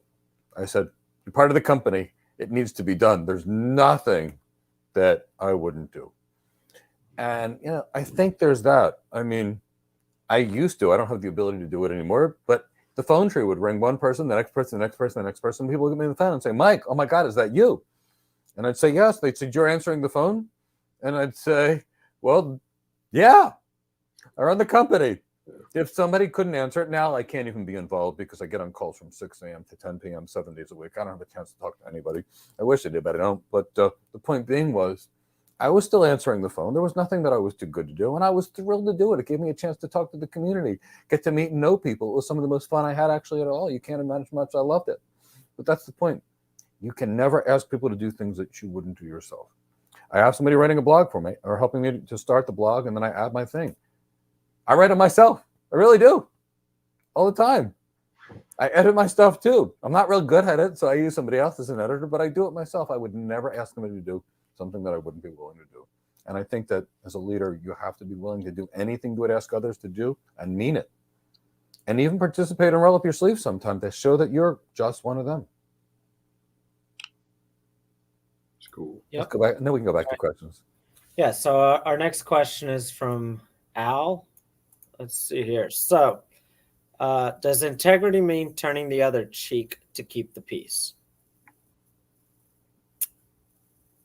I'll start it off for you. Yeah. I mentioned this earlier. There's degrees. There's gray areas. There's no one size fits all. It completely depends on the situation. I mean, if turning the other cheek to what? What are you turning the other cheek to? Are you turning the other cheek to my colleague stole money from the budget and is exposing the team to this situation? Do I turn the cheek to that to keep the peace, to keep everybody happy? I don't know. Do I? Or am I turning the other cheek that the person got an extra helping of ice cream at the company's appreciation party? I mean, I'm gonna turn the other cheek to the ice cream because I don't want the ice cream. I don't care. but that's my perspective. I can't. This is what I was talking about earlier when people go from 0 to 100 when they're thinking of integrity. I'm thinking is to keep the peace. That's what I'm thinking about. Keeping the peace may mean status quo. Yeah. That. Right. I mean, are you keeping the status quo at Enron? Yeah, it's like. Are you keeping the status quo at WorldCom? Keeping the status quo might need to go. Is that right? That's what I'm saying. I mean, Johnny over here stole $1,000. Yeah, since he stole $1,000 too. Like, I want to still stole $1,000. You have to be careful with that, Almighty. It's the integrity. You can't keep the peace if you allow the cancer to fester. Yes. Right. You see what's going, and then if you know that there's an issue with integrity, and yet you, for the sake of keeping peace, turn the other cheek to look the other way, you are yourself compromising your integrity as well. And sometimes you cannot get things you can't get clean water out of a dirty faucet. So having that, sometimes there won't be peace. Quiet and peace are two different things.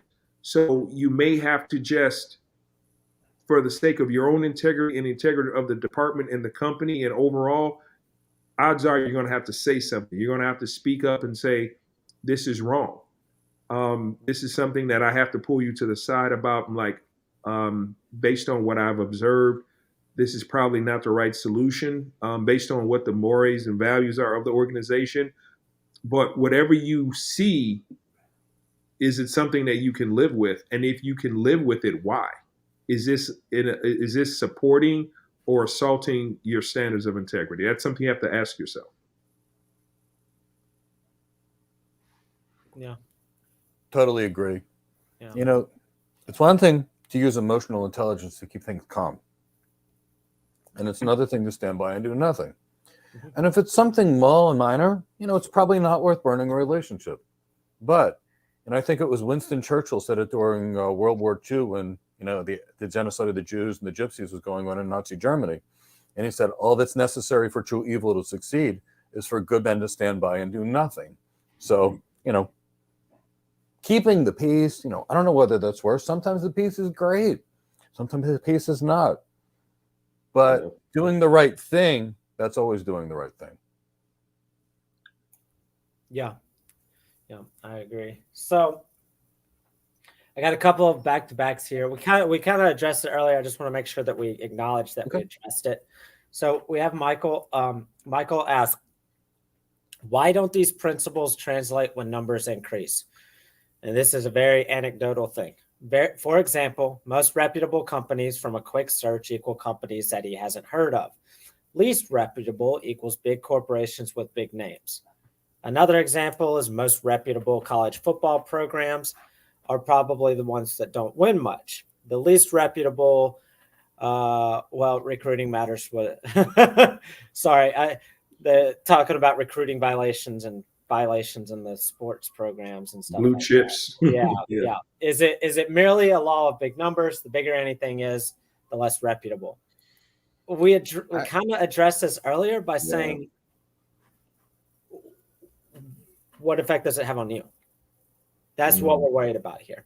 But more importantly, all in all, you will get much more fair and honest ethical treatment out of a publicly traded company than you will a privately traded company. Yeah. Try it. When you need real service on something, you buy tech from Cisco. You go buy a $200,000 router and it doesn't work, and Cisco will spend $10 million to go fix it. You buy something from the mom and pop shop, and I love mom and pop shops. They're generally okay, but you buy from that medium-sized business where they're big enough, but not to be big, but not big enough or regulated enough or publicly traded. You start running some real funny business there. So I live in a place where there's not a lot of publicly traded companies, and I get a shower leak. I call one place, it's $10,000. I'm not joking. I call the next place, it's $6,800. I called the next place, it's $5,700. Then I get somebody else that says it's grout, it's $250. I'm not joking, it's happened to me. And who told me it was $250? A big publicly traded service company, because they couldn't lie, because if they got caught lying, now it goes to Wall Street. Now their stock takes a tumble. Now there's prison time. So that, you know, it doesn't necessarily work that way at all. But realistically speaking, let's look at the two cloud providers right now. One gave answers that were somewhat cryptic and vague. What happened to their market share and market value in the last 3 months? It was down like 30, 40%. Another one said we got hacked and gained market share. So an answer people liked, a cryptic answer that people didn't feel good about. When you cut corners, you end up running in circles. Yeah.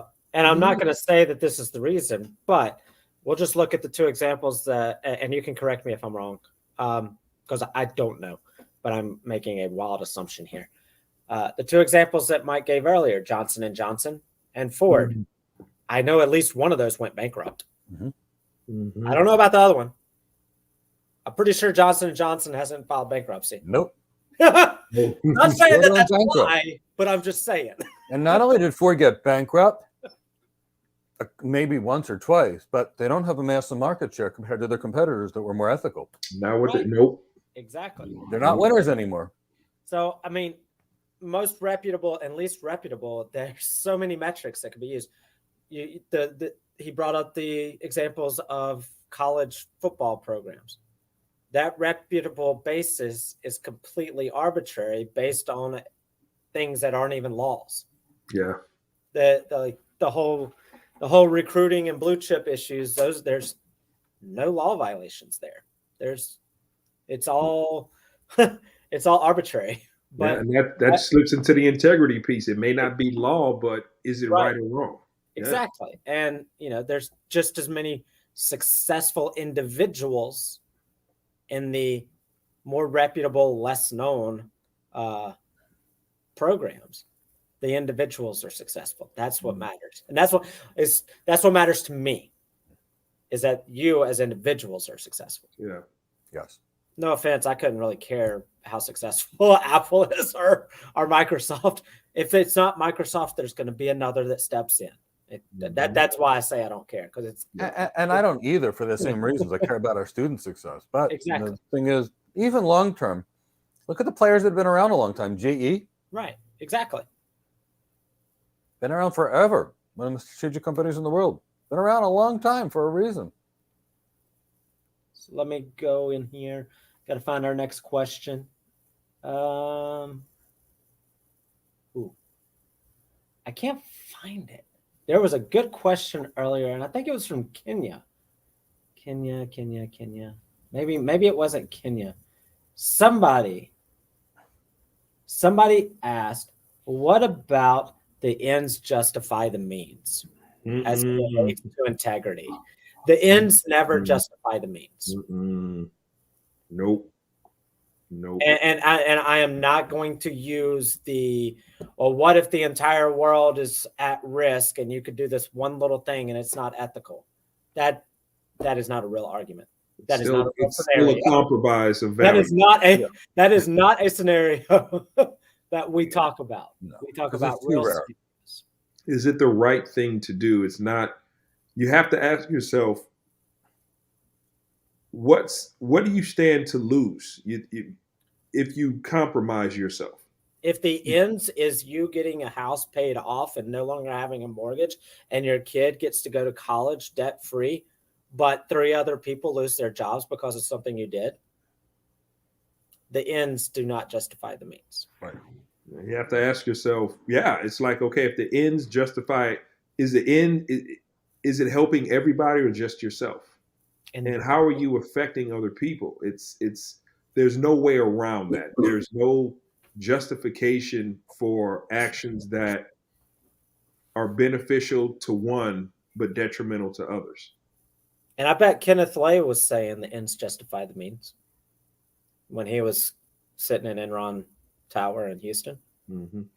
Or Bernie Madoff, for that matter. I'm going to get rich. If a few get hurt, so be it. At least Enron had an actual business. Yeah. At least there was actually something real there to start from. I know people who got hurt by that, and it's just like, wow. But you got to live with yourself. Look, I have some very special physical medicine and rehab skills, like very special, getting people out of wheelchairs, et cetera, because of my journey. So when I was rehabbing myself and I was almost able to stand a little bit, I started volunteering in a clinic. Sorry, and I was doing great.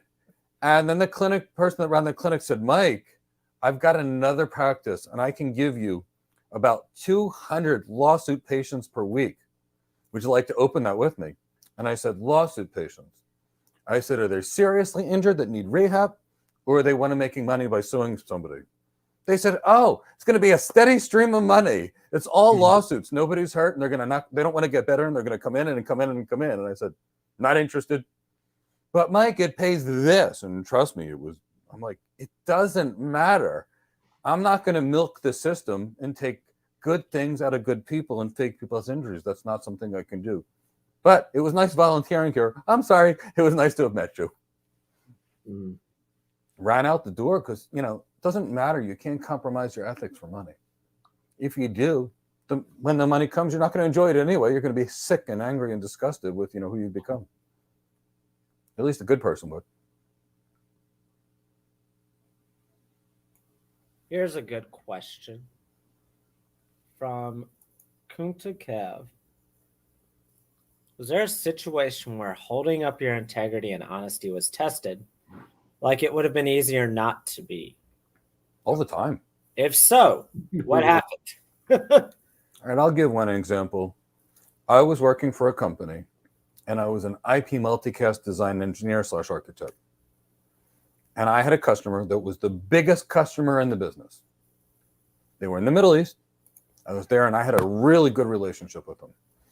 And it was like my 17th trip. They bought a lot of stuff. And the customer asked me, and they said, Mike, I'm a little concerned about your box. Is it modern enough? Is it good enough? Is it the best one? And is it keeping up with this product made by Cisco? Now, mind you, I was going to get a lot of money from saying that. And I said to them, took a deep breath, and I said, no, our product is not as good as the Cisco product right now. It's a better product. It's a more reliable product, and it has more power. You asked me an honest question and gave you an honest answer. So, no, their solution's better than ours is right now. Now, the response I got was what you wouldn't believe. The response I got was, thank you, Mike. We already knew Cisco's was better. We wanted to see if we could trust you and if you were going to make the right recommendation. We know you. We love you. We trust you. Thank you so much. Here's another purchase order. It would have been easy to just collect a check, but I couldn't live with myself. Mm-hmm. And that happens all the time in business. I constantly tell people, just like when people say, can I buy your engineer course and your architect course? Look, I want to sell as many courses as possible. Who wouldn't? What CEO wouldn't? But when the person says, I ask, do you want to be an engineer or an architect? They say, can I buy both? And I say, why would you? Learning somebody else's job isn't going to make you better, so just buy the one that's going to help your career, and I'll get you to your goals. That's not a normal thing that a person would say. But I don't want people buying things that don't help them. I want every one of our customers to get hired, or otherwise we wouldn't do this.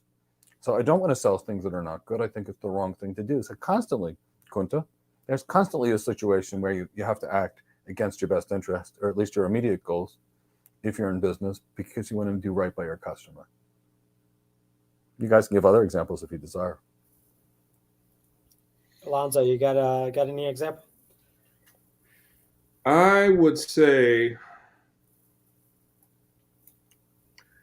that I've had, like anyone else, I'll be very candid.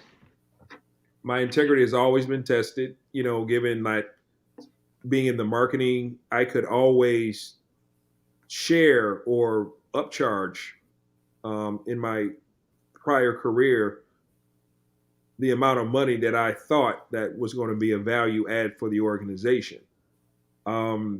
Once again, it goes right back to when I was a freelancer, way back when, and there was an opportunity where there was a large company that wanted me to do some work for them. And I said, okay, well, they gave me a list of all the things that they needed. And I'm like, okay, wow, I can make a killing here. I could charge like an advertising agency would. But I didn't. And, I got berated by, friends who said, why didn't you charge him? Why didn't you charge him? I said, you know what? I got to charge what I think is fair. I got to charge what I believe I have earned. And I'm like, it's not a horn tooting thing. It's a thing that is right, because when you do the right thing, oftentimes what people are asking of you, they already know. They already know.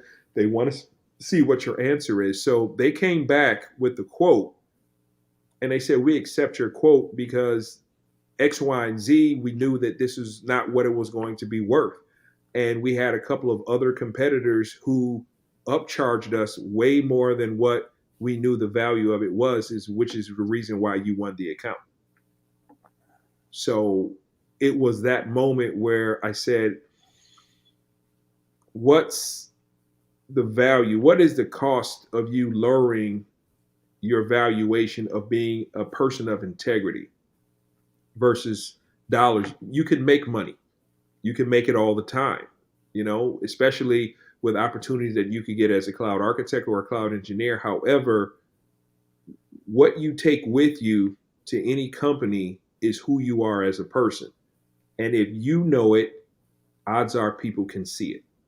And you have to maintain that sense of integrity no matter where you go in your marriage, in your relationships, in your professional life, with your family, with your friends.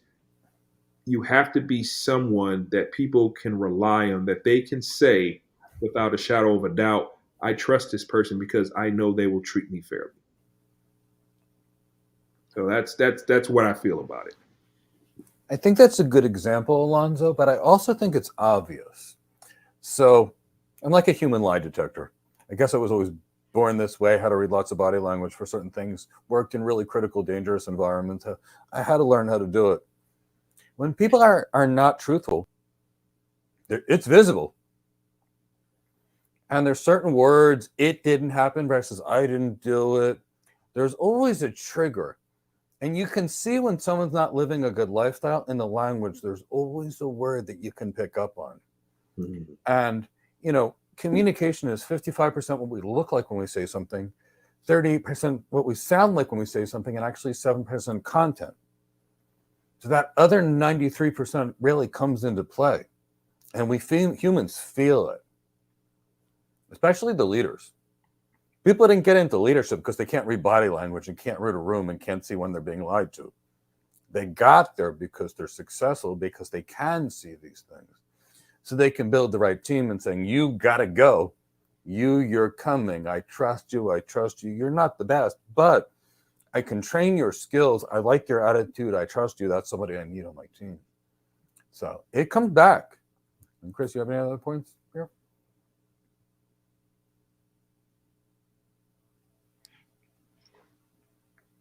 You're muted again. Was there a situation where holding up your integrity and honesty was tested? Like it would have been easier not to. If so, what happened?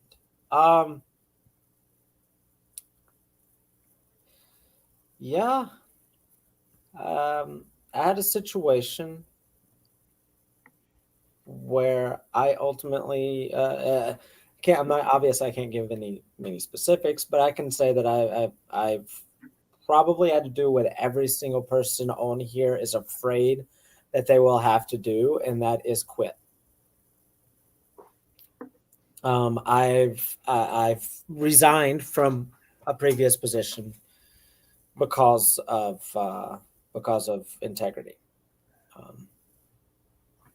So, yes, there's been situations where holding up my integrity has been difficult.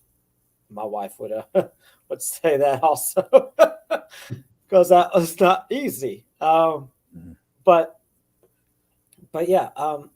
But I also want to say that because I don't want to make it sound like I'm this like ultimately high integrity guy. Just like Alonzo said earlier, I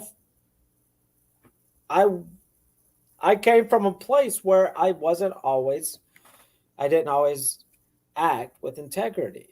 I had to learn it. Mm-hmm. I had to see it being practiced by others to realize that that's what I wanted that. And we also felt what it meant when you got caught with a lack of integrity, which stung the most. Exactly. So the combination, and this isn't answering the question, but I just have to say that because, okay, maybe I practiced one of the highest examples of integrity by quitting, but I didn't always practice it that diligently. Like that's not how it worked for me. I had to see the benefits of it in front of me from other people and the repercussions of not practicing integrity. So it came from both ways. And it didn't take me long.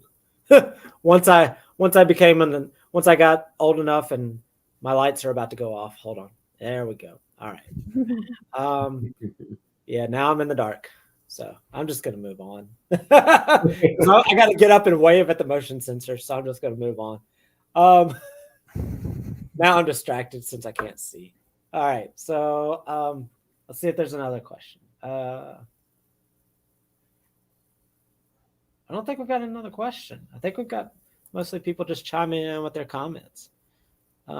Sean says, I don't think integrity has anything to do with becoming a people pleaser, but to have enough integrity to hold your core values or the company's core values. Yes, great, completely. All right, I'm going to get up and wave. I'll let y'all talk for a second. Yeah, it's if you want to do a good job, you're going to upset some people who do not. Not everyone has the same integrity. Not everyone is going to say this is. They're not going to stand up and say this is right or this is wrong. They're going to go with the status quo because it's easier. And usually, I find that what is right usually is the hardest thing to do because doing what's wrong, you slip into it. Like I said, if you're in the stink long enough, it stops smelling. So you can't worry about pleasing, but you do have to worry about maintaining your integrity. And people of high integrity seek each other. You won't have to look for long to find people who are willing to do what's right. And the important thing about integrity is, yes, it's something that you do, or it's something that I do. It is an action. Yeah. But it's not something that you see. Like, you don't see you. You don't see your integrity. Other people see it. And that's how your integrity affects you, is by how other people see you and react to you. Mm-hmm. Some people, I think, know it because they feel bad about themselves and feel guilty. Well, yeah, right. But sociopaths don't, and psychopaths don't. I meant you what I meant is you don't see the culmination of it. Like, we don't see it. You don't see it. The husband doesn't know when his wife leaves one day out of random after he's cheated on her for 3 years and been mean to her. And all of a sudden, one day she says, I'm leaving. I'd like a divorce, for example. Yeah. It didn't just happen. There were things that built up to it. So it's kind of those kind of things. We often don't see it if we're not introspective. Right. That's another critical success factor. Be introspective and look at yourself. Right. In the mirror. Right. There was those little steps that measure up to who you are as a person. Right. So I didn't mean to say that we don't see ourselves taking action. I meant to say we no matter how introspective we are, we won't see the big picture that people like Steve Jobs or Bill Gates, they don't necessarily see what everybody else sees of Steve Jobs and Bill Gates because they know what actions they're taking. They know what things they're saying. They know what they're doing, but completely different perspective for other people. Mm-hmm. And that's the point that I was trying to get across, is that the integrity, we see it as individuals. Right. Like, I am out of balance. I feel the out of balance. Right. But we don't see the cumulative effects. Exactly. Yeah. All the people that talk to us in the background that we don't see or know about. Look at this guy, what he did. Right, exactly. That's what I'm saying. It's like there's two sides to the effects of the integrity. The side that you feel in the moment, like balanced, unbalanced. And then the other side is how everyone else perceives you and what comes from that perception. Yeah. Sharon says, what about when you drive against traffic? You will get crashed. That's not a good situation. Yeah, Sharon. Yeah. Yeah. You will crash. I resigned. That's a crash. It's that there are consequences to actions. Yeah, good or bad. Good or bad. Short term, it might be a crash. Long term, you might have crashed a Prius and got a Mercedes afterwards. Mm-hmm. Right. No matter what happens. Nothing against Priuses. I'm just saying it's. Yeah. But is your integrity still intact? No matter what your action is, whatever the cause and effect is your integrity intact?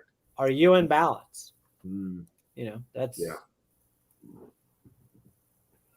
Oh, so someone asked if. I posted the link to that list that I shared earlier. Miss Lamb and Jammin made a good point up earlier. What about students within themselves? Have integrity with yourself as a student studying for your exams. This matters so much. Have integrity with your goals. Wow, I like that one. I do. Have integrity with your goals. That is nice. Yeah. Show up for yourself and your success. Nice. Yeah. Yes, exactly, Miss Lamanjaman. Yeah, I like that. I want to hone in on that last sentence. Have integrity with your goals. I've not thought of that. I mean, not like that. Not in 1, 2, 3, 4, 5 words. Have integrity. Yeah. Do the work. Have integrity with your goals. Don't compromise. Yes. Don't compromise on your goals or how you're going to reach the goals. Yeah. Yeah. That's solid right there. Yeah. Yep. Nice job there. Yeah, that was a good one. All right. I'm looking for some more comments through here. So I know we're about to wrap it up here. So if you guys want to add any last closing comments, I'm just looking for comments in the chat box now. I mean, it just circles right back to what we're talking about. Don't compromise on your integrity. Be accountable. You make mistakes, own up and says, I made a mistake. If they don't know about it, bring it up, says, I made a mistake because X, Y, and Z. Because it's who you are. It's who you want to be. You want to be a person of integrity. You want people to know that you're a person of integrity. And everything that you do, it enforces or degrades, it creates degradation of your brand. And you want to make sure that you are a person of integrity and being able to exemplify that, even if you think it's easy to do. It's an exercise. Everyone's a work in progress. We can always have more integrity. We can always do the right thing. We can always hold ourselves accountable. But it's the initial part of it. Make the decision to, and then just work it one day at a time with every execution that you have in life. I think it's well put, Elonzo. Yeah. I think it's a great way. I think live the life that you desire, a purposeful life. Yes. I've unfortunately watched a lot of people die in my last life. I know how it ends. I'm going to tell you right now, I have never, of the hundreds of people I've watched die in front of my eyes, seen any patient that said, I wish I had more money. I've seen lots of them say, I wish I didn't make this mistake, because they were horrified about their whole life. I wish I had more time with my family. I wish I didn't mess up my family. I wish I didn't break up with this person, lose this relationship, tarnish this friendship because of this. I watched the story end. Nothing is worth your name, your honor, and your integrity, because you got to live with yourself. And in the end, you got to live with yourself. And there's a reason Xanax and Prozac and all these antidepressants and anti-anxiety drugs are some of the most commonly prescribed drugs out there. If you live a life that you can't live with, it's going to make you sick. Yeah. So don't make yourself sick. Live properly. Feel good about yourself. Live a legacy. Make a dent in the universe, like Steve Jobs said. Just help one person just a little bit each day and do the right thing. I promise you. I don't know why, but good things are just going to happen. It just happens. And I remember talking to other people and saying, if you do the right things happen. This was a long time ago. And we can please get rid of those comments. Yeah, I am. Yeah. Just do the right things will happen. It's not necessarily on your time frame, but over time, I got to tell you, seeds that I planted in my youth that I never thought would come back to me. 10 years later, I got calls. Remember that thing you did for me back then? Not exactly. Let me refresh you, Mike. You told me to do this and this. Yeah. Oh, yeah. Okay. Yeah, I remember that. That's the reason. So, it catches up to you, right or wrong. So I'd say plant the right seeds versus the bad seeds. Yeah, I want to just add three things to the end here, and then I think we'll close it out. We made it 2 hours and 5 minutes about integrity before we got those bots in here. Lots to talk about. Go figure. The bots didn't want to deal with integrity. Yeah, they didn't. That was a prime example of what you shouldn't do. Exactly. But So just three things that I want to mention. I think I've mentioned one of them. Actually, I don't think I've mentioned it. Maybe I mentioned them. So just a few points. So integrity means telling the truth when it hurts or when it's ugly. That doesn't mean doing it to hurt, but telling the truth when it might hurt you or when it's ugly for you. It's better to be honest than to not than to perpetuate a falsity. Yeah. Just for your own good. So telling integrity is being truthful when it's ugly. Another thing to keep in mind is you need to be open to the idea that you're wrong. Yeah.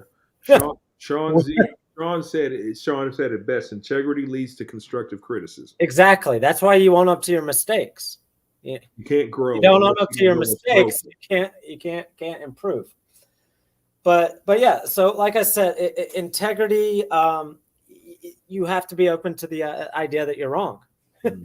There might be other people with better ideas or the right ideas or the right solution, and you're wrong. You could be wrong. We're not all infallible. And that's especially important if you're in a leadership position. Especially. You are not always right, even if you're the leader. Yeah. And then I know I mentioned, I know at least two of us, I think, mentioned this earlier. If you compromise the little things, it just makes it easier to compromise the big things. I'll go back to my big bad wolf. Kenneth Lay didn't just start out doing what he did.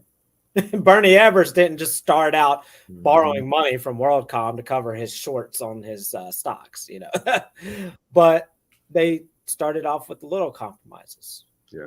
And it got them to the big compromises.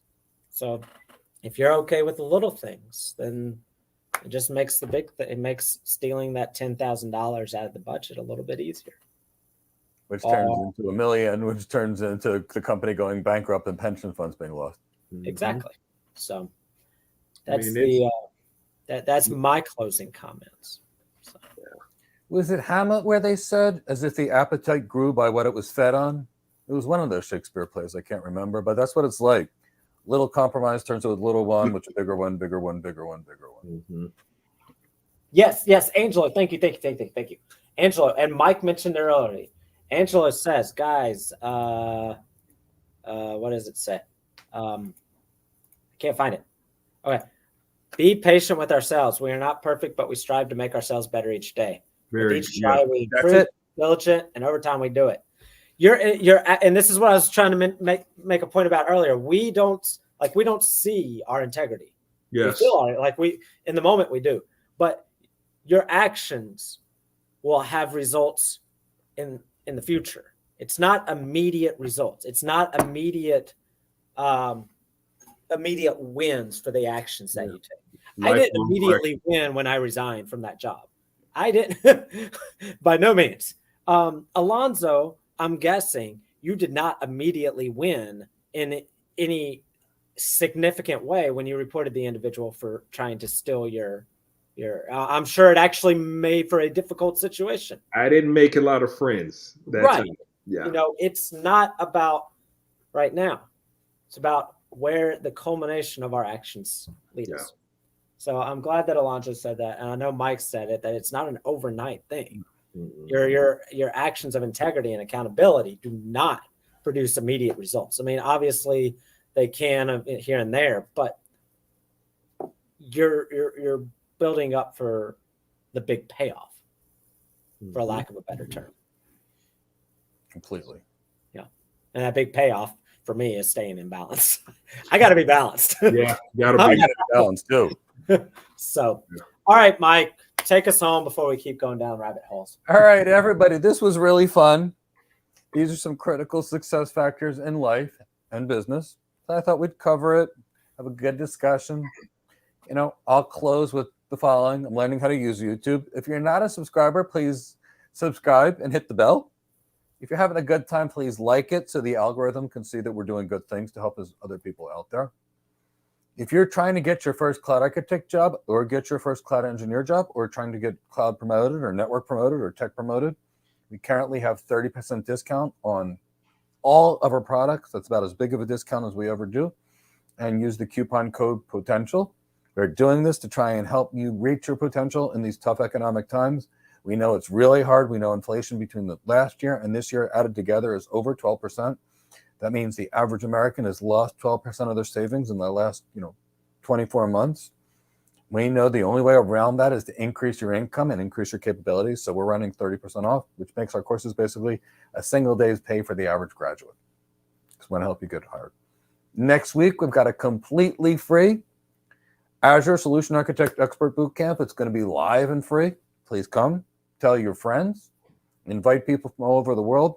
We're doing this. Not everybody can afford quality training. We know most people actually can't, so we're making it live and free. So please join us next week for the free Azure Solution Architect Bootcamp. And if you want to know how to get your first cloud job or your first cloud architect job, please join us on the completely free How to Get Your First Cloud Architect Job webinar this week. It'll be on Zoom. We'll talk for about an hour, and you can ask questions live with me for about an hour. So hope you had a great time. Please subscribe, hit the bell. Please hit that like button for us if you had a good time. And hope to see you next Tuesday on the next show. And I'm pretty sure we got some new videos. If you haven't checked out our video of Sean Polaris, a wonderful, wonderful student who just got cloud hired today, check out the video below. And give me a hashtag cloud hired in the chat box so we know you're here. And in the chat box, also put your geography because we love knowing where everybody's coming from. So hope you enjoyed this discussion on accountability versus responsibility, integrity in the workplace, integrity examples, integrity in leadership, accountability, that kind of thing. I hope you had a really good session today because all this will help you with your tech career growth, but also your life growth as well. So hope you had a great time. Look forward to seeing you soon. Take care, guys. All right.